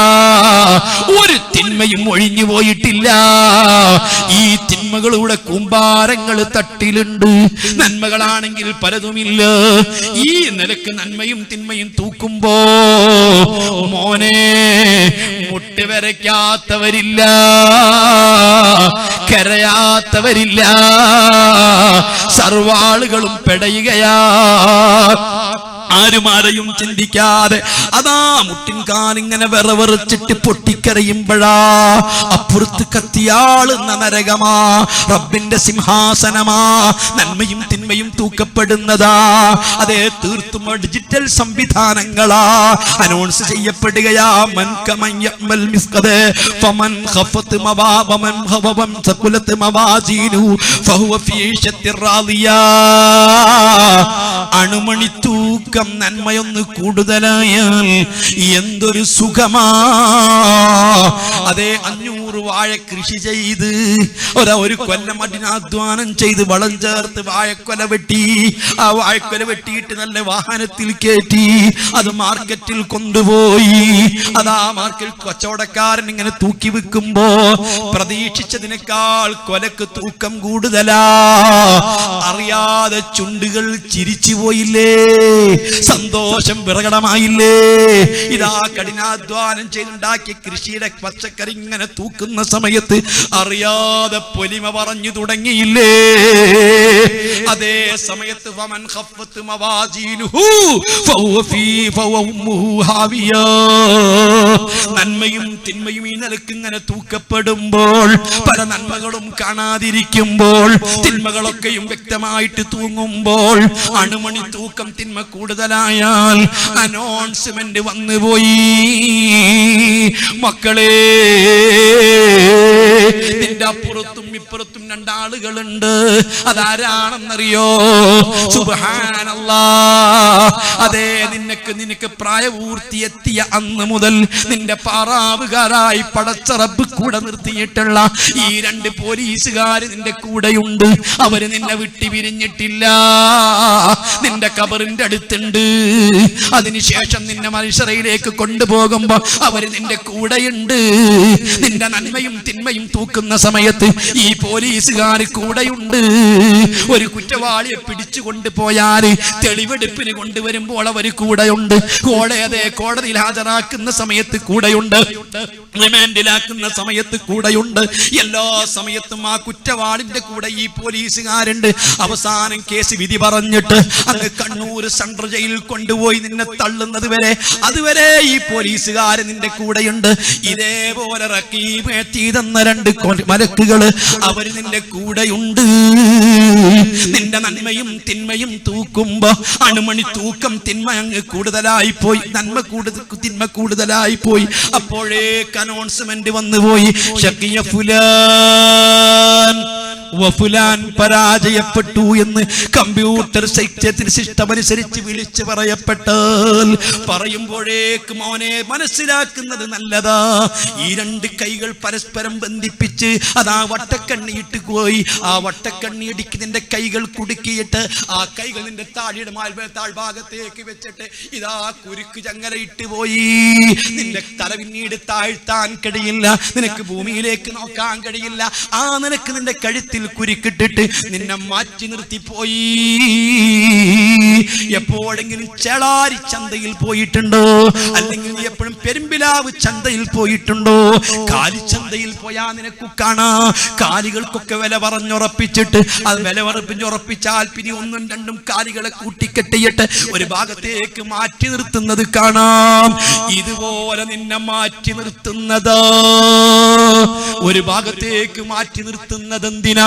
ഒന്നിച്ച് വലിച്ചെറിയാനാ.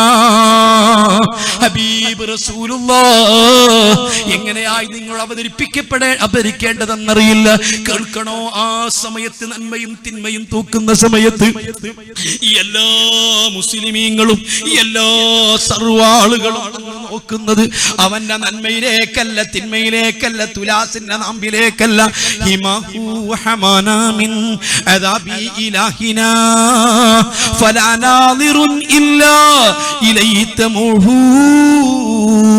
അന്ന് നോക്കുന്ന മുത്തുനബിയിലേക്കാണ്, ഹബീബായ റസൂലുള്ളാഹിന്റെ മുഖത്തേക്കാണ്. ആ റസൂലുള്ളാഹി ഒന്ന് തിരിഞ്ഞു നോക്കിയാൽ, റസൂലൊന്ന് പരിഗണിച്ചാൽ, റസൂലൊന്ന് പുഞ്ചിരിച്ചാൽ, റസൂലൊന്ന് പരിഗണിച്ചാൽ അത് മാത്രമാണെന്ന് ചിന്തിക്കുന്നത്.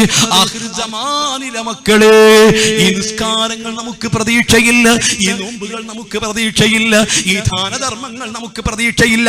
നമുക്കാകെ പ്രതീക്ഷയുള്ളത് ഹബീബ് ഒന്ന് തിരിഞ്ഞു നോക്കുമോ, ഹബീബ് നമ്മളെ ഒന്ന് പരിഗണിക്കുമോ, ഹബീബ് നമ്മളെ ഒന്ന് മുഖത്ത് നോക്കുമോ.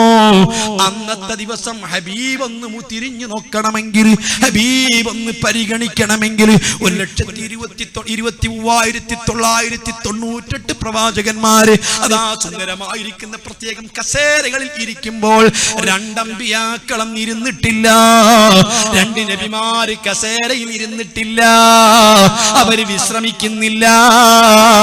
ഒന്നാരാന്നറിയോ? ഹബീബ് റസൂലുള്ളാഹ്, മറ്റൊന്ന് ആദൻ നബിയോ. ഈ രണ്ട് നബിമാരും ഒന്ന് കസേരയിൽ ഇരിക്കാതെ മക്കളെ നോക്കി ബേജാറാവുകയാ.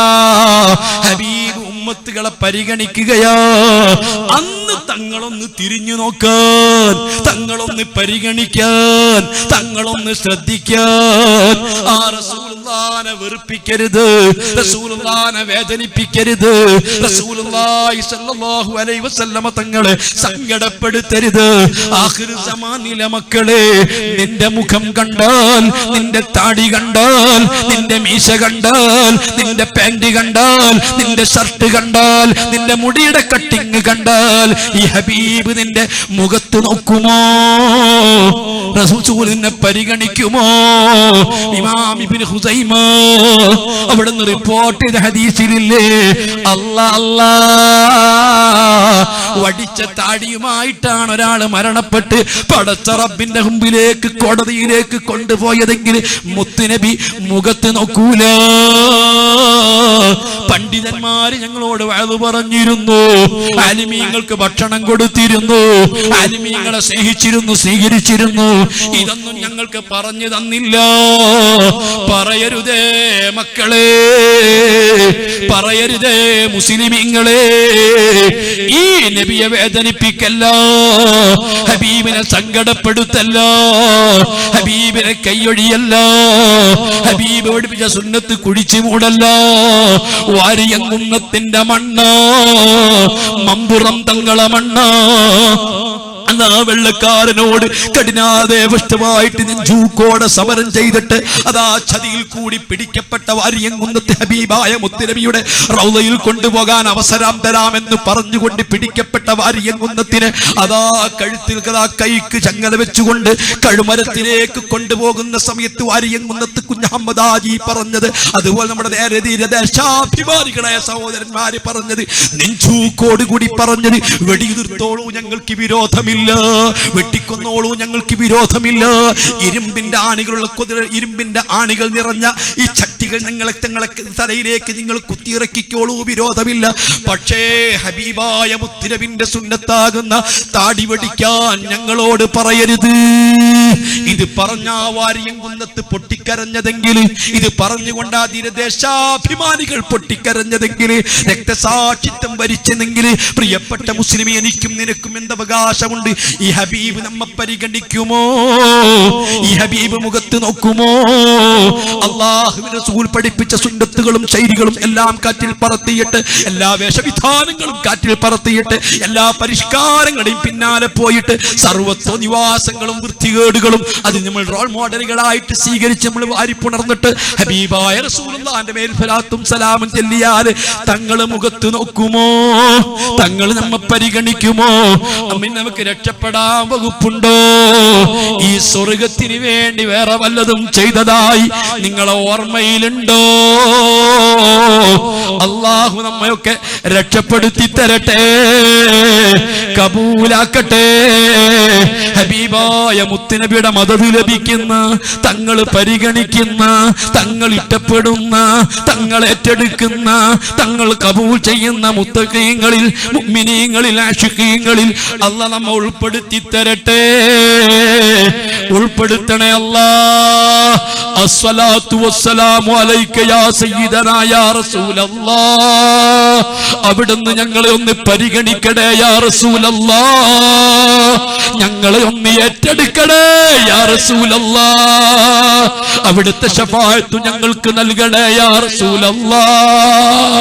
അവിടുത്തെ പൊരുത്തം ഞങ്ങൾക്ക് നൽകണേ യാ റസൂലല്ലാഹ്. തങ്ങളെ കാണാൻ ഞങ്ങൾക്ക് കഴിഞ്ഞില്ല യാ റസൂലല്ലാഹ്. കണ്ടവരെ കാണാൻ കഴിഞ്ഞില്ല യാ റസൂലല്ലാഹ്. അവിടുന്ന് നിലവിൽ വന്നിട്ട് അവിടുത്തെ പുണ്യപൂമുഖമൊന്ന് കണ്ടിട്ട് ഞങ്ങൾക്കൊന്ന് മതി വരുവോളം ആ മുഖമൊന്ന് ദർശിക്കാൻ തങ്ങൾ ഞങ്ങൾക്ക് കനിയണേ യാ റസൂലല്ലാഹ്. കനിയണേ യാ റസൂലല്ലാഹ്. ഏറ്റെടുക്കണേ യാ റസൂലല്ലാഹ്. അവിടുത്തെ മുഹിബ്ബീങ്ങളെ കുറിച്ച് പറയുന്നത് കൊണ്ട്, അവിടുത്തെ ആശിഖീങ്ങളെ കുറിച്ച് പറയുന്നത് കൊണ്ട്, അവിടുത്തെ അഹ്ലു ബൈത്തിനെ ഞങ്ങൾ സ്നേഹിക്കുന്നത് കൊണ്ട്, അവരോട് മഹബ്ബത്ത് ഞങ്ങൾ പ്രകടിപ്പിക്കുന്നത് കൊണ്ട്, അവിടുത്തെ സുന്നത്ത് വാദോരാതെ വിളിച്ച് പറയുന്നത് കൊണ്ട് ഞങ്ങളെ ഒന്ന് ഏറ്റെടുക്കണേ യാ റസൂലല്ലാഹ്. ഞങ്ങളെ ഒന്ന് കരിയണേ യാ റസൂലല്ലാഹ്. രക്ഷപ്പെടുത്തണേ യാ റസൂലല്ലാഹ്. അല്ലാഹുമ്മ ഇഗ്ഫിർ ഉമ്മത്ത മുഹമ്മദിൻ, അല്ലാഹുമ്മ അർഹം ഉമ്മത്ത മുഹമ്മദിൻ, اللهم اغفر أمة محمد، اللهم تقبل من أمة محمد واشرنا في زمرة محمد بحق محمد وآل محمد وأصحاب محمد. ربنا تقبل منا إنك أنت السميع العليم. ഞാൻ അവസാനിപ്പിക്കുകയാണ്. അല്പം വൈകി പോയി, ക്ഷമിക്കണം. നിങ്ങളൊക്കെ ദുആ ചെയ്യണമെന്ന വസിയത്തോടു കൂടി ഞാൻ നിർത്തുന്നു. വആഖിറു ദഅ്വാനാ അൽഹംദുലില്ലാഹി റബ്ബിൽ ആലമീൻ. അസ്സലാമു